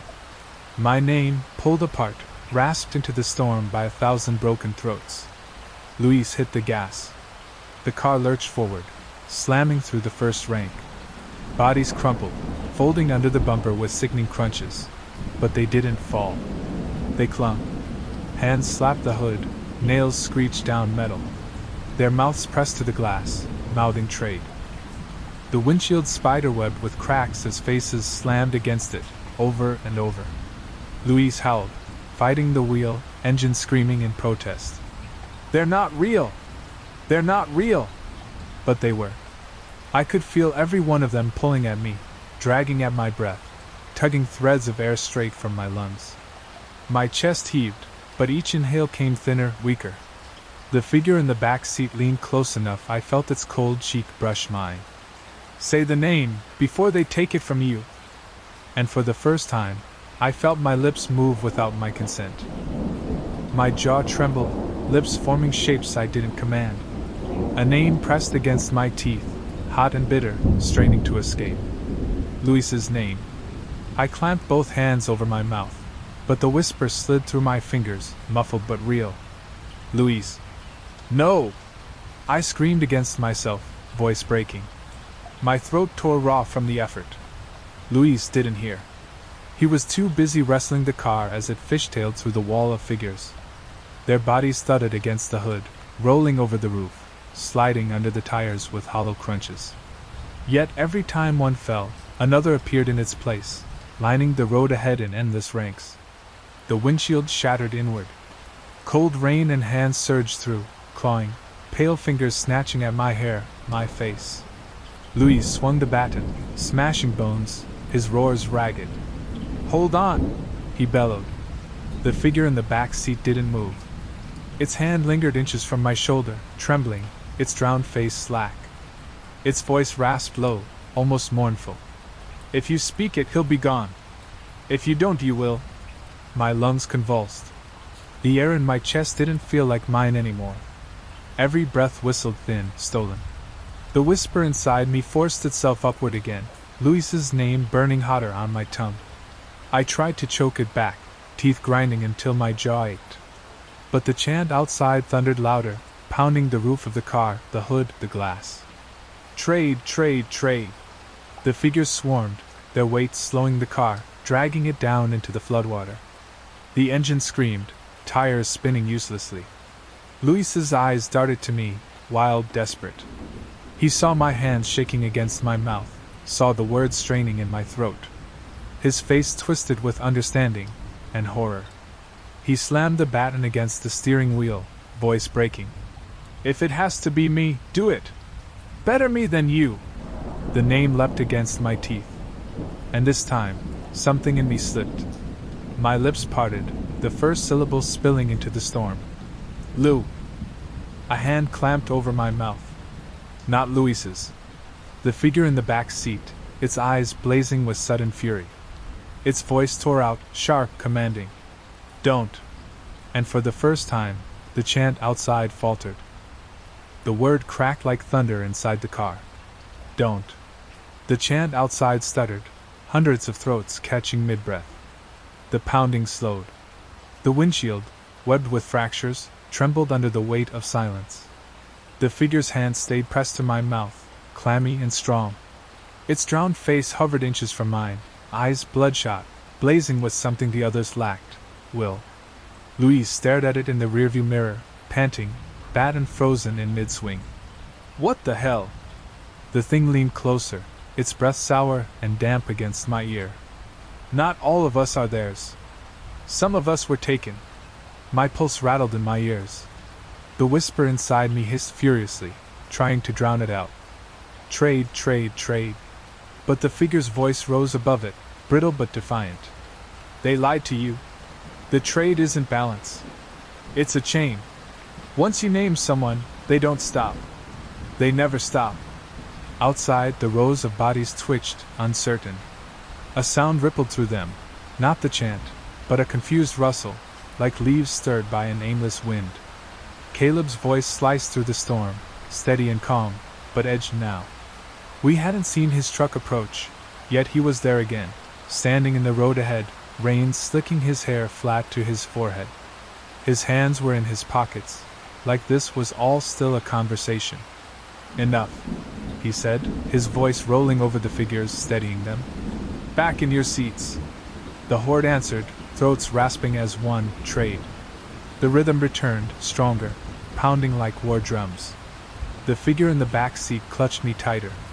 Its voice rose to a ragged shout. If you give them a name, you'll never stop giving. You'll feed them until there's nothing left of you. My chest ached, lungs clawing to cough Louis's name again. My teeth rattled with the pressure. Caleb took one slow step closer, his voice silk over thunder. Don't listen to it, Mara. That one's broken. Confused. That's why it was sealed away. He smiled faintly. I'm offering you mercy.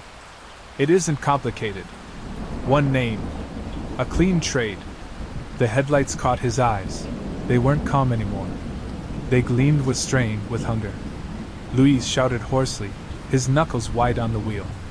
Mara, decide fast, because either way, we're not making it out sitting still. The horde slammed against the car again, hands drumming roof and hood, glass cracking like ice under boots. The figure's grip shook violently as it rasped one final plea.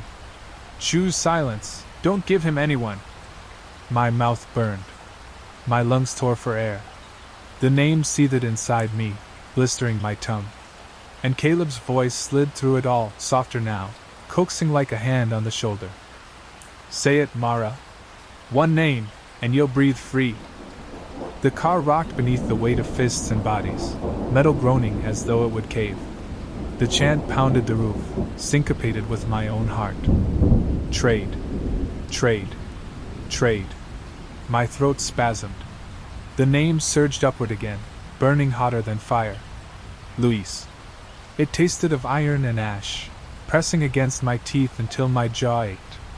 The drowned figure's clammy palm stayed clamped across my mouth, shaking, eyes boring into mine with a ferocity that cut through the frenzy outside.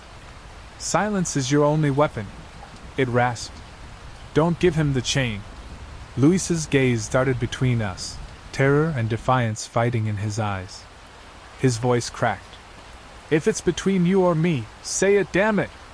Say me! Don't let him have you! The name nearly ripped free. Lou. But Caleb's voice sliced clean through the storm, calm and certain. Do you see, Mara? Even he agrees. One name. One trade. Balance. He took another slow step toward the car, rain plastering his shirt to his chest. Behind him, the ranks of gray figures loomed silent now, waiting for my decision, their mouths stretched wide but voiceless, as though holding their breath until I chose. The drowned figure shook violently, nails biting into my shoulder. That's the lie. There is no balance. Once it starts, it never ends. They'll drag every name you've ever known until nothing remains. The whisper in my chest snarled, furious, trying to choke me with the word. Luis. Luis. Luis. My mouth opened, half mine, half theirs. Luis roared, his face contorted with desperation. Do it! Better me than. No! The drowned figure bellowed, cutting him off. Its voice boomed with unnatural force, echoing through the road, rattling the windows. For the first time, the horde outside recoiled. Their ranks twitched, faltered, eyes flicking between Caleb and the figure. Caleb's composure cracked. His jaw tightened, his smile gone. That one isn't supposed to speak. The drowned figure pulled closer, pressing its cracked lips against my ear, whispering so faint only I could hear. There's a way out. But it's not a trade. You have to hold the breath, carry it past him. The chant roared back, deafening, trying to drown the words. My lungs felt ready to collapse, every inhale stolen, every exhale poisoned. And Caleb's voice came again, sharp now, no patience left. Say it, Mara, or you'll never breathe again. My chest seized, lungs clamped like iron bands. The name clawed at my throat, blistering, desperate to be freed. Luis. Each heartbeat shoved it higher, and I knew I had seconds before it broke out on its own. The drowned figure's hand pressed harder over my mouth, its voice rasping against my ear, frantic now. Don't let it out. Hold the breath. Don't trade. Carry it forward. The words buzzed through me, cutting through the chant. Hold the breath. Luis, face pale with terror, leaned across the console, shaking me. Mara, for God's sake, pick! I can't fight them all. His voice cracked into a sob. If it has to be me, say it. The horde outside hammered the car again, each slam rattling my ribs. Their chant was a storm of knives. Trade. Trade. Trade. Caleb moved closer, his outline cutting sharp against the storm. Rain slicked his face, but his eyes gleamed steady, furious. This is your last chance. One name. One mercy. Don't waste it. I clutched at the drowned figure's arm, dragging its clammy hand tighter over my mouth. My lungs convulsed, the urge to exhale overwhelming, every muscle begging for release. But I clung to the words it had given me. Hold the breath. The name tried to rip free anyway. My vision sparked at the edges. My body convulsed. I thought my ribs would shatter. Then silence. The chant cut out mid-roar. The pounding ceased.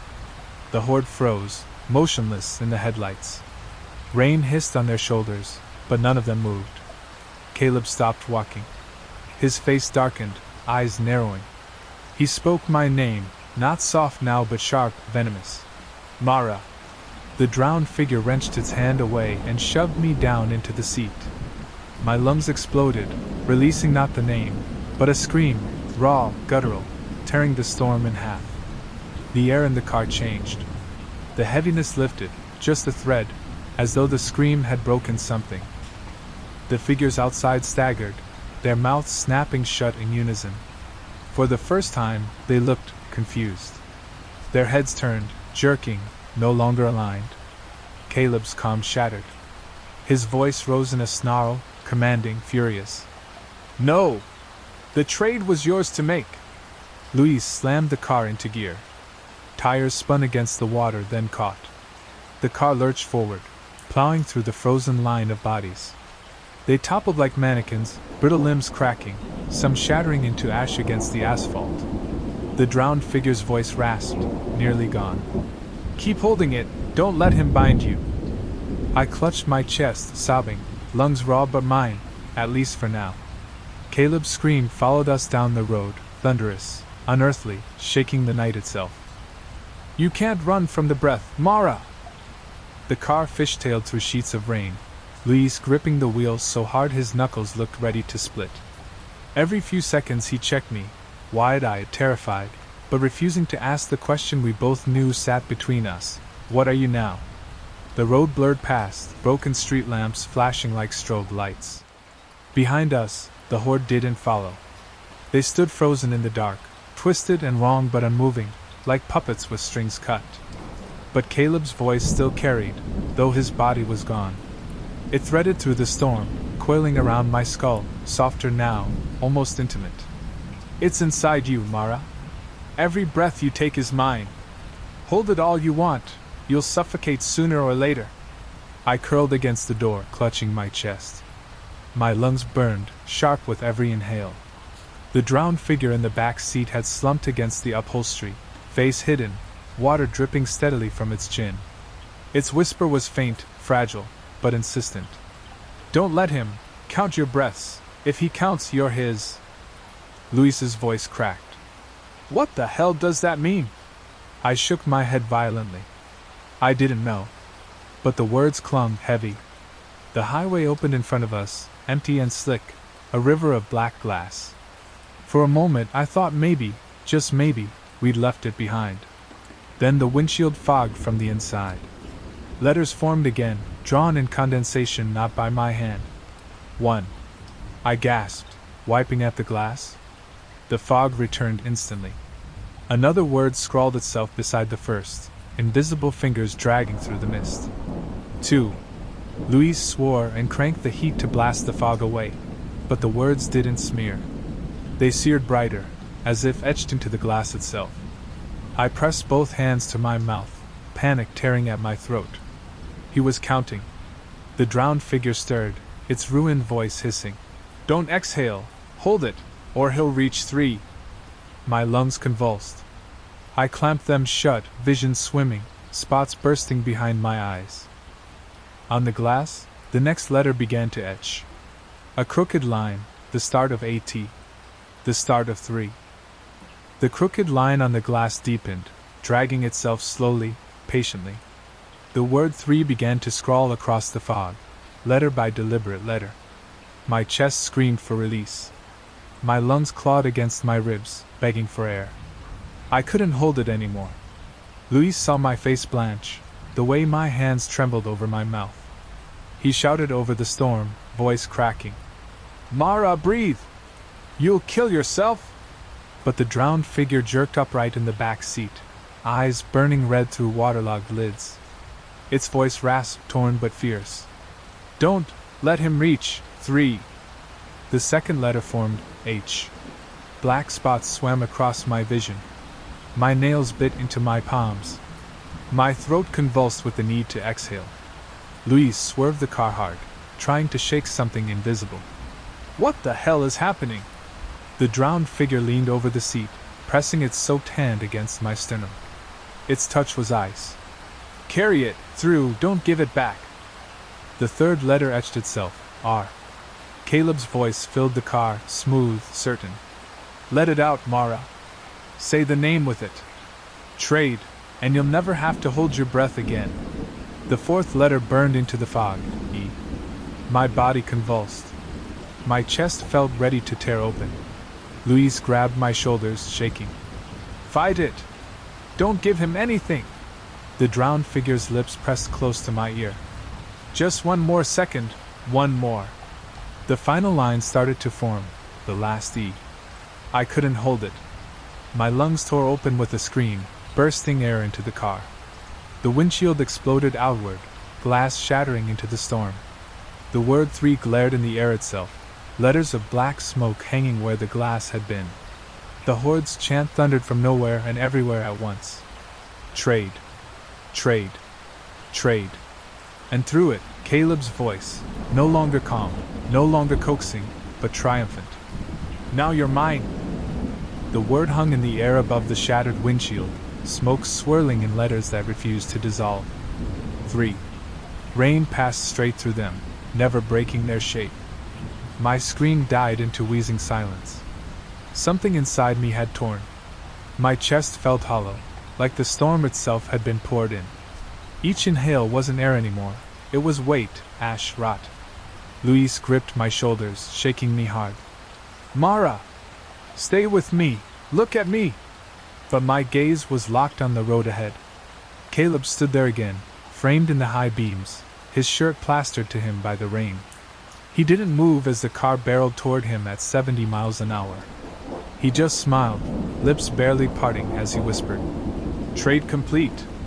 The smoke letters burst outward, shrapnel of shadow, spiraling into my mouth, my nose, my eyes.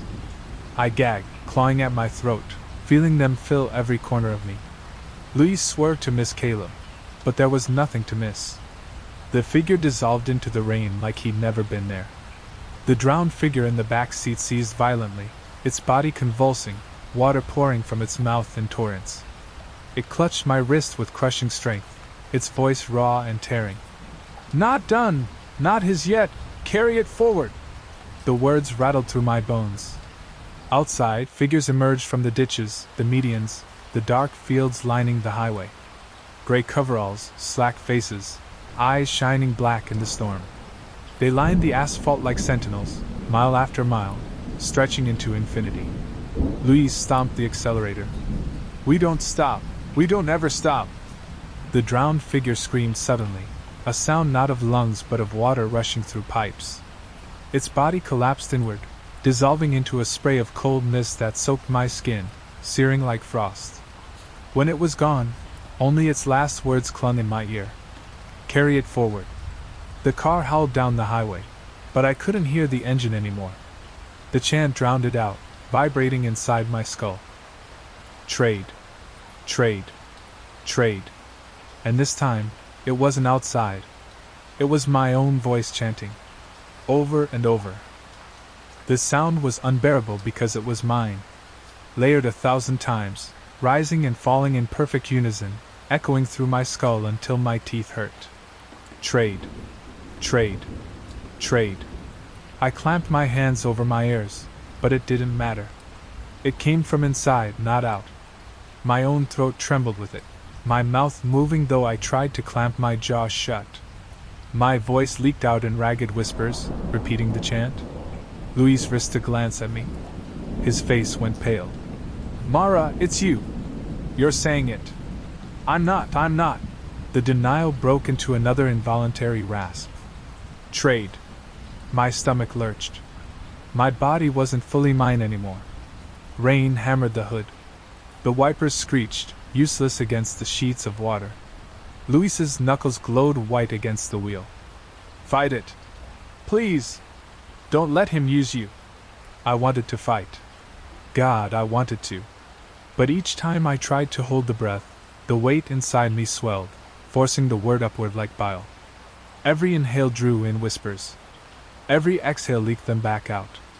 Through the shattered windshield, lightning illuminated the highway. For a moment the whole world was white, and in that flash I saw them. Not just lining the road, walking with us. Dozens of gray figures pacing the car on either side, feet never quite touching the ground, faces locked on me. Their mouths moved in sync with mine. Louis's voice cracked. "Tell me what to do, Mara. What do I do?" I tried to answer, but the word that came wasn't mine. Trade. Terror stabbed through me. I slammed my fists against the dash, screaming until my throat shredded. For one heartbeat, my voice was my own. "I won't!" The chant faltered. The figures outside stuttered, some vanishing in the rain like smoke.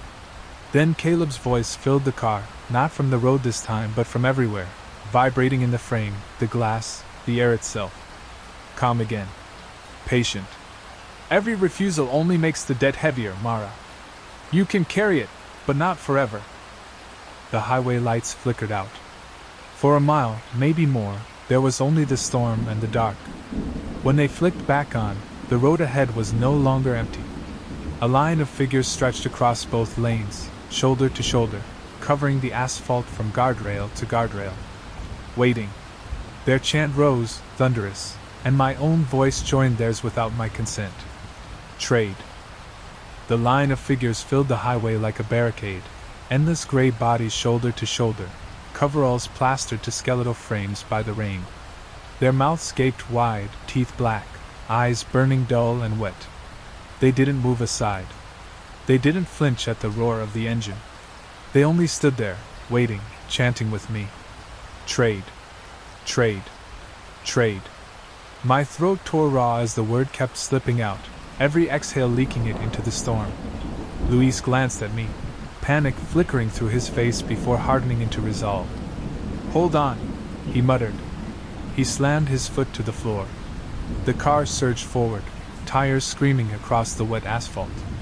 No! I rasped. Luis, don't! But it was too late. The headlights lit their faces, ashen, slack, lifeless. And then we hit them. The impact should have shattered bones, thrown bodies across the hood. Instead, the figures folded around us. Their gray arms punched through the broken windshield like liquid, reaching, clawing, tangling around my wrists and throat. The car slowed as if dragged into tar.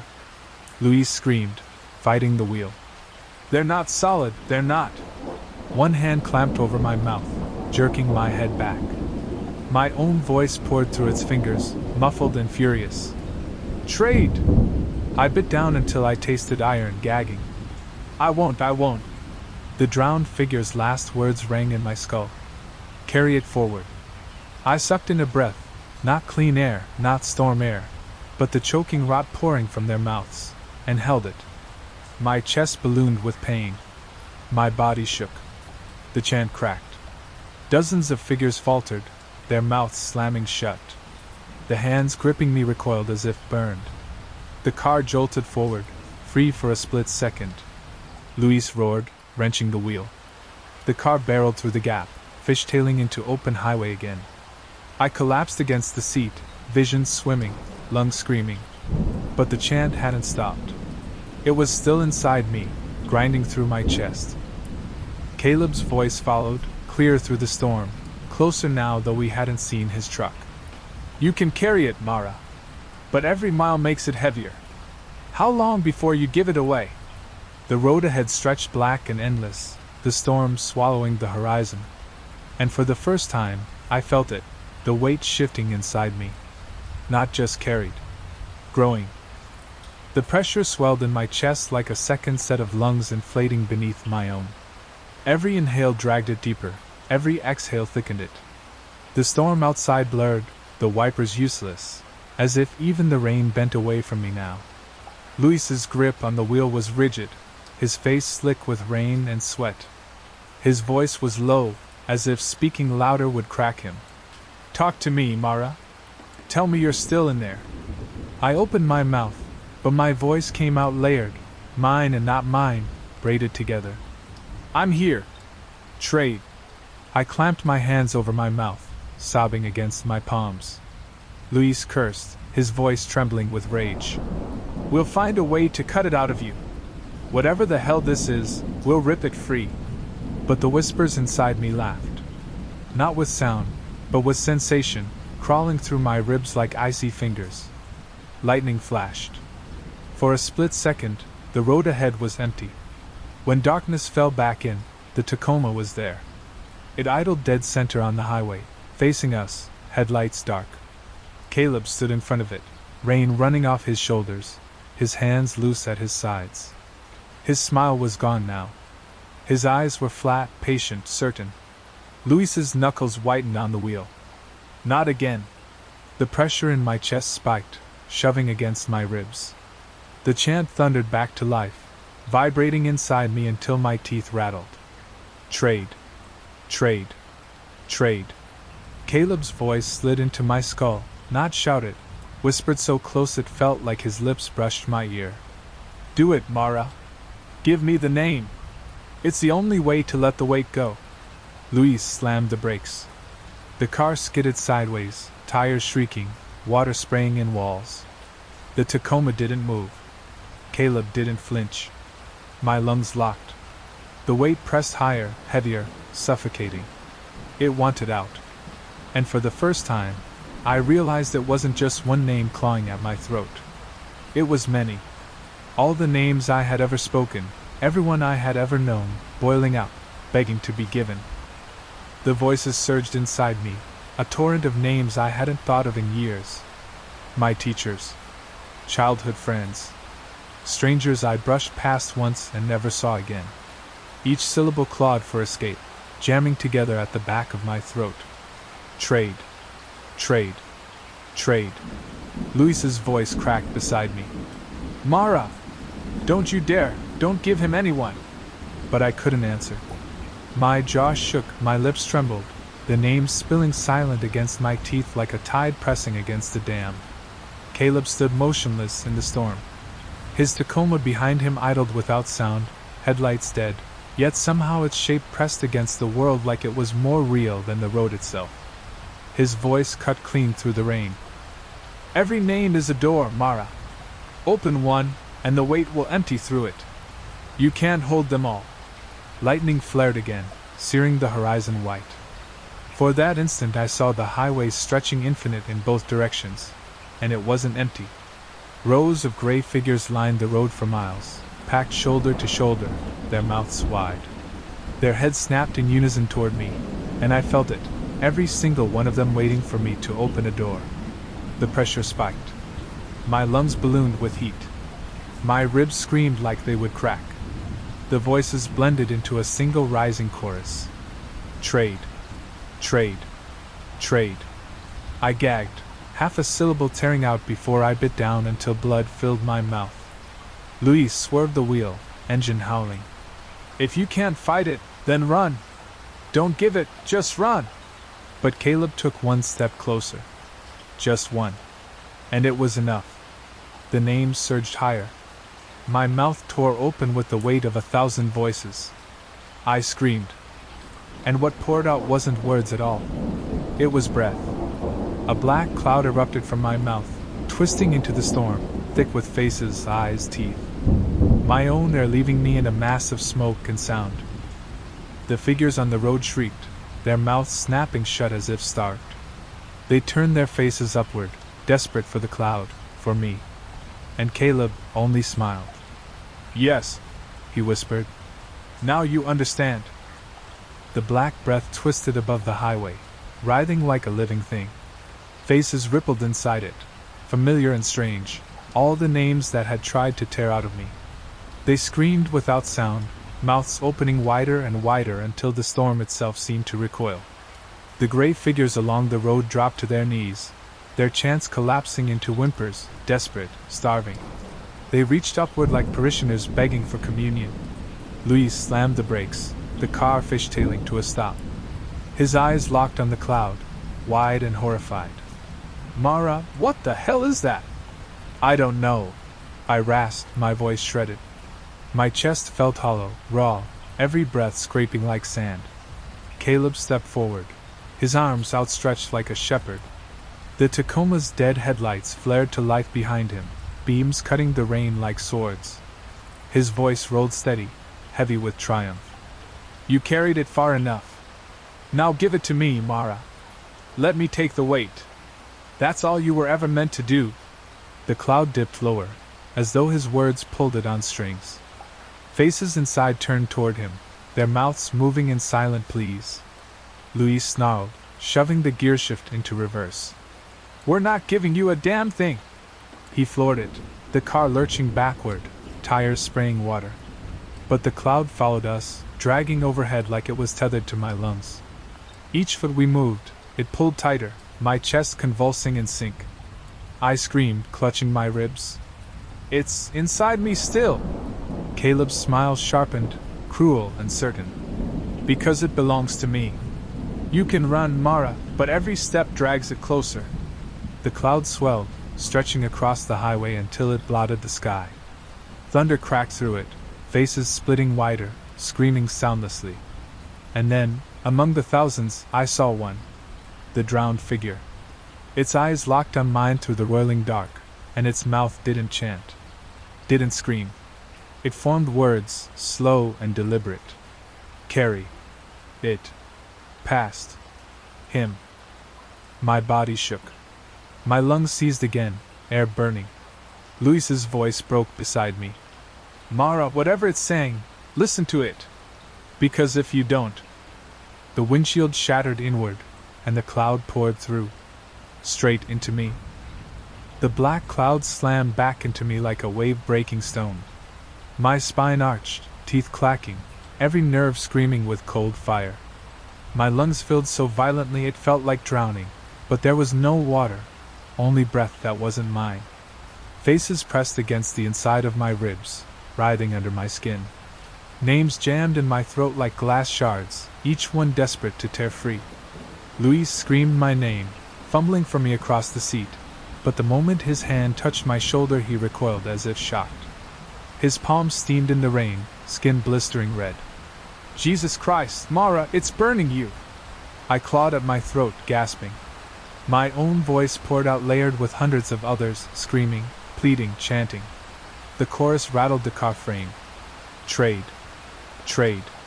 Trade. Caleb's silhouette loomed in the beams ahead, unmoving, arms outstretched. His voice was thunder and silk all at once. "Yes.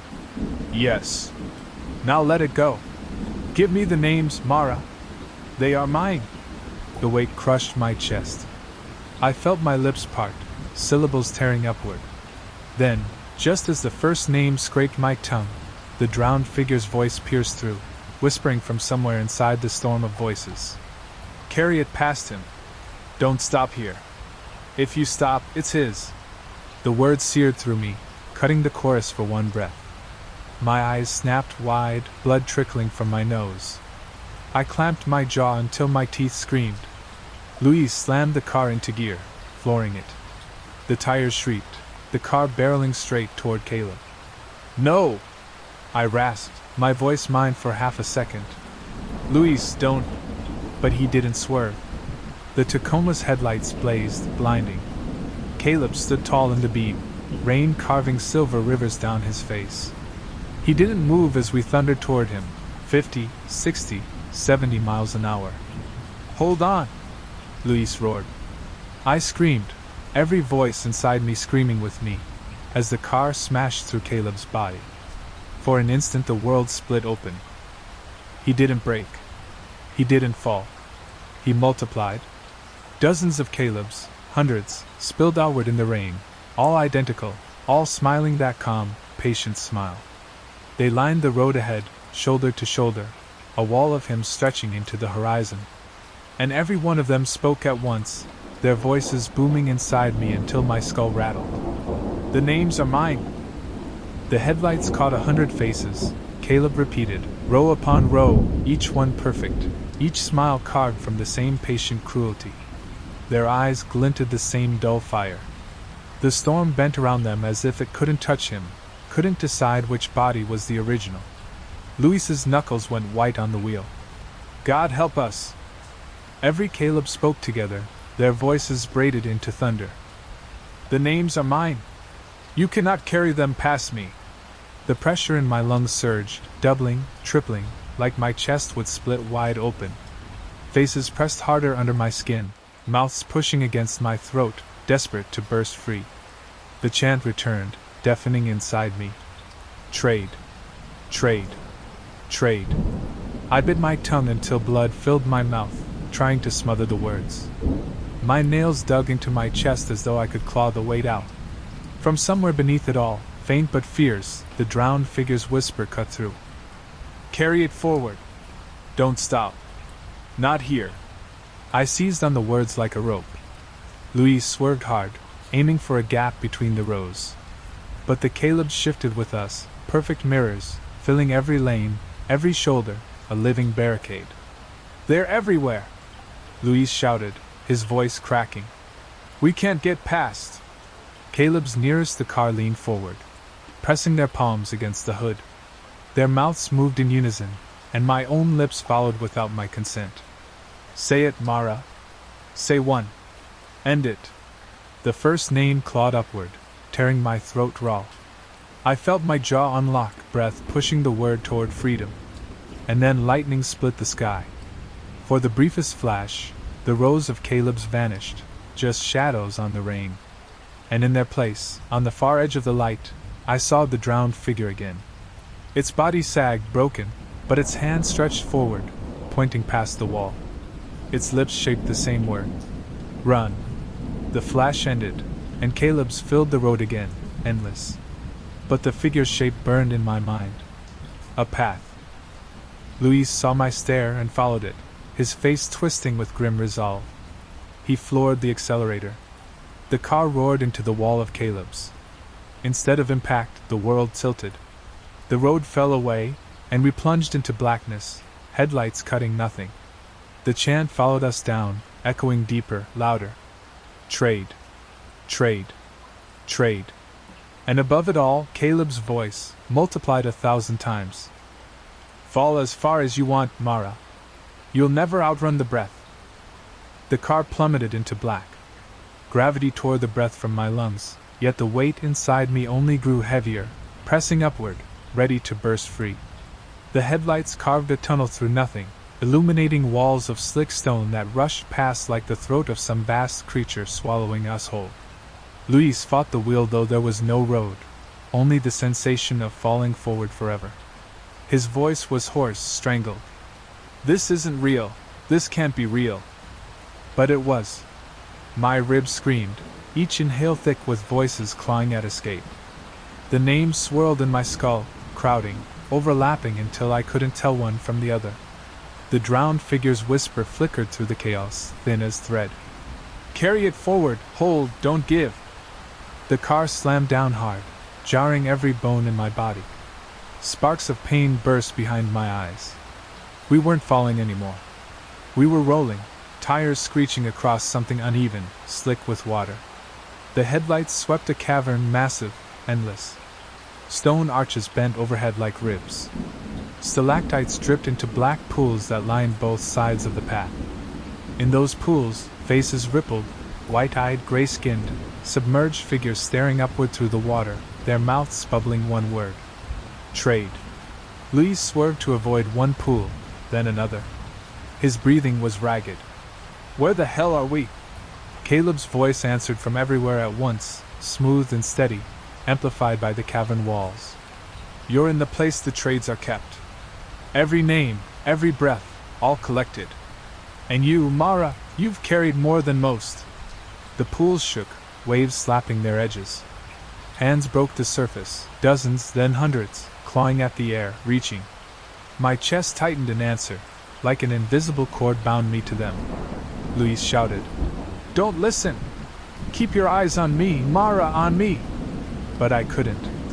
My gaze locked on the faces rising from the pools, dripping, wheezing, mouths wide. One of them, God help me, was mine. A gray, waterlogged version of me stared back from the nearest pool, lips stretching wide. Its voice crawled across the cavern. Mara, let me trade! My scream rose to join it before I could stop myself. The scream ripped my throat raw, but the face in the pool screamed with me. Its mouth gaped wider, jaw distending too far, until I could see black water rushing in and out like it was breathing through the cavern itself. Mara, let me trade! My chest convulsed, my ribs rattling. I clutched the dash, nails splitting against plastic. Every name inside me pressed harder, desperate to spill. Luis swerved violently to keep us on the slick path, shouting over the roar of the engine and the pools. Don't look at it! Mara, don't look! But I couldn't tear my eyes away. My reflection in that pool rose higher, its pale hands pressing against the surface of the water from the inside. The skin rippled where it touched, but didn't break through. Its eyes, my eyes, rolled white, lips stretching until they split. Trade me! The others joined it. Faces in every pool turned upward, some strangers, some familiar, some versions of myself at different ages, child, teenager, adult, each mouthing the same word. Trade. The pressure inside me broke. I coughed hard, spraying black water across my sleeve. My voice echoed with theirs, my body jerking with the rhythm. Luis grabbed my wrist, shouting into my face. Stay here! You hear me? Stay here with me! But Caleb's voice rolled through the cavern, patient and soft. You can't stay. The breath you hold isn't yours. Open your mouth, Mara. Give it to her. The reflection, my reflection, pressed harder against the pool. Its lips matched Caleb's words perfectly. Give it to me! My jaw trembled. My throat unlocked. I felt the weight shifting, ready to pour out. Then, through the roar, another whisper threaded in, so faint it was almost gone, the drowned figure. Not her, don't trade with yourself, carry it past. I gasped, clamping my teeth shut so hard I felt enamel crack. My whole body shook. The pools shrieked in unison, water splashing over the edges, dozens of gray hands slapping stone. The cavern thundered with the word. Trade! And then, just ahead, the path split. 2 tunnels yawning open, each lined with more pools. Louise shouted, voice raw. Which way? Both tunnels echoed with voices, but from the left came my reflection's scream. From the right, silence. The car fishtailed as Louise fought to keep it straight, the wheels skimming across the slick stone path. The left tunnel yawned wide, every pool along it boiling with faces. My reflection surfaced again and again, each one stretched wider, more grotesque, begging. Mara, trade with me! The right tunnel glistened with black water, but the pools there were still. Smooth, silent, glassy. Their silence was worse, like they were waiting, patient, certain I'd choose them anyway. My chest tore with another cough. Black water sprayed across the windshield, hissing against the cracked glass before vanishing into vapor. My own voice, layered with 100 others, bled out of me. Trade. Louise's voice was hoarse, desperate. Tell me where, Mara! Tell me now! Caleb's words rolled across the cavern, calm as always, though his body was nowhere to be seen. Left. Always left. The other path only delays the wait. Don't be foolish. Give her the name. The reflection in the nearest pool slammed its palms against the water from the inside, sending ripples across the surface. Its eyes burned white. Left, Mara, come left. The drowned figure's voice whispered faint through the storm of names in my chest, fraying, thin, but enough. Not left, past him, always past. My nails dug into the dash, every muscle trembling. The pressure inside me swelled like a balloon about to rupture. My jaw ached. My throat strained. Right. I choked out, barely my own voice. Luis didn't hesitate. He wrenched the wheel. The car screamed against wet stone, barely holding traction as it tore into the right tunnel. The pools lining it rippled violently as we passed, though their surfaces hadn't been broken. Dark shapes twisted beneath the water, just out of sight, pacing us as the car roared ahead. For the first time, Caleb's calm cracked. His voice cut sharp, echoing hard against the cavern walls. You can't carry it past me, Mara! The breath always finds its way home. The tunnel narrowed, stone closing in like ribs, the roof dripping black water that hissed when it hit the hood.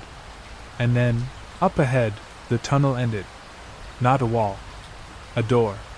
Steel, spotless, gleaming, like it had been placed yesterday. Words stamped across it in block letters glared in the headlights. Sealed for your safety. Do not open. The car skidded to a halt just short of the steel door. Water splashed up around the tires, pooling black and thick across the cavern floor. The words stamped across the door glared in the headlights. Sealed for your safety. Do not open. The same warning as before. Luis slammed the shifter into park, chest heaving.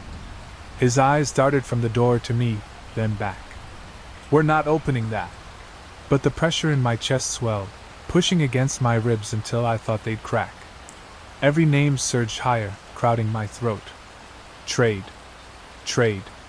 My own lips moved with it, whispering through clenched teeth. The pools along the tunnel quivered. Faces surfaced, strangers, family, fragments of myself, all staring, all waiting. Then Caleb's voice slithered through the cavern, deeper now, colder. Do you understand yet, Mara? That seal was made for you. To keep you from carrying what doesn't belong above. Open it, and your wait will end. The trade will finish. Luis slammed his fist against the wheel. Don't listen! He's trying to trap you! But my reflection surfaced in the nearest pool again. Its lips split wide, eyes blazing white. Mara, open the door, let me breathe! The weight spiked so violently that I screamed, body jerking, my back arching against the seat. Black vapor bled from my mouth, curling against the cracked windshield. The drowned figure's whisper flickered through, faint but urgent, almost gone now. Not the door, past him, it's always past him. My vision blurred. I could hardly hear Louise shouting my name. The door loomed ahead, spotless, new, waiting like it knew I'd reach for it. My hand shot toward the handle before I realized what I was doing. The steel shuddered beneath my touch, warm, alive, humming with breath that wasn't mine. And the words across its face changed, letters twisting in the glare of the headlights. Trade here. The words bled across the door like fresh ink. Trade here. I yanked my hand back, trembling, but the pressure inside me surged like it had been waiting for that moment. My ribs bowed outward. My lips quivered with 1,000 names, each one jostling to be first. Luis grabbed my wrist, his eyes wild. Don't touch it! You hear me? Don't even look at it! But the pools lining the tunnel churned violently, black water slapping the stone. Figures rose to the surface, dozens of them, all whispering through shredded throats. Trade here, trade here, trade here. The chant threaded with my own breath until I couldn't tell where mine ended and theirs began. I doubled over, coughing up black vapor that hissed against the dashboard.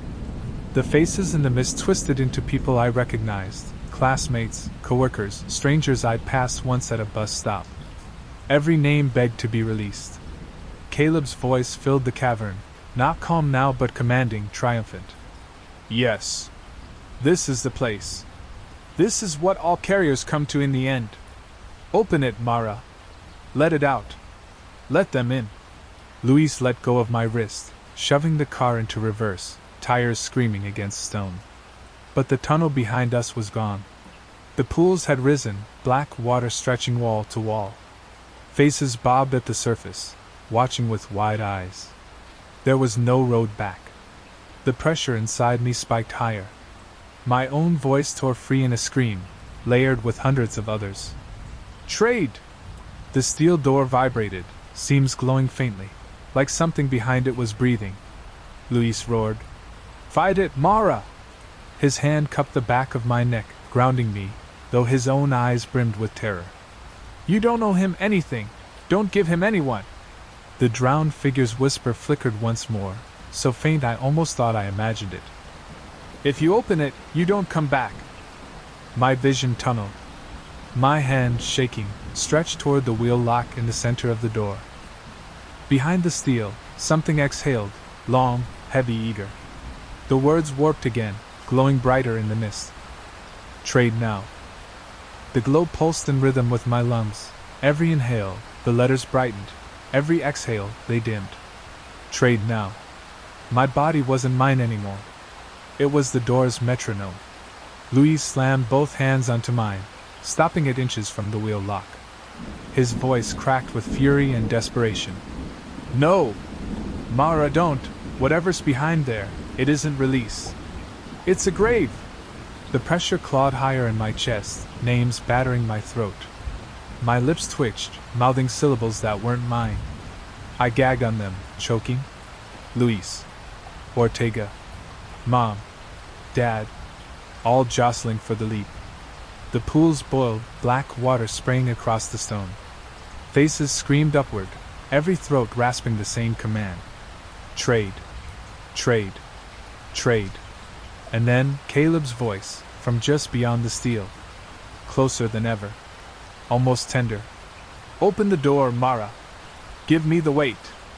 One name, and it ends. The wheel lock vibrated under my trembling fingers, warm as skin. I squeezed my eyes shut. The drowned figure's whisper flickered through the cacophony, faint but sharp enough to cut. Carry it past him. If you stop here, you're his forever. My ribs screamed. My body convulsed. The vapor poured from my mouth, forming faces that clouded the air before dissolving. I couldn't hold them much longer. Luis pressed his forehead to mine, rain-soaked voice breaking. You're stronger than him. Don't give him anyone. Please! Don't leave me here alone. The glow surged, blinding. The steel door rattled, seemed splitting like it would burst open on its own. My hand hovered over the wheel lock, every muscle in my body ready to betray me. And then, I sucked in a breath so deep it tore my chest raw. I clamped my jaw until blood filled my mouth. I didn't exhale. I didn't trade. The light faltered. The door stuttered, seams snapping shut. The pool shrieked, faces thrashing as if burned. The weight in my chest didn't vanish, but it steadied, heavy but held. Caleb's voice tore through the cavern, for the first time stripped of calm. Furious. Inhuman. "You can't carry it forever, Mara! It will break you!" The car engine howled, wheels catching, and Louise floored it. The cavern walls bent forward, twisting, dragging us into a tunnel of darkness. I held the breath, ribs splintering, vision narrowing. My lungs were a prison, and I was both warden and inmate. And for the first time, I knew Caleb was right. I couldn't carry it forever.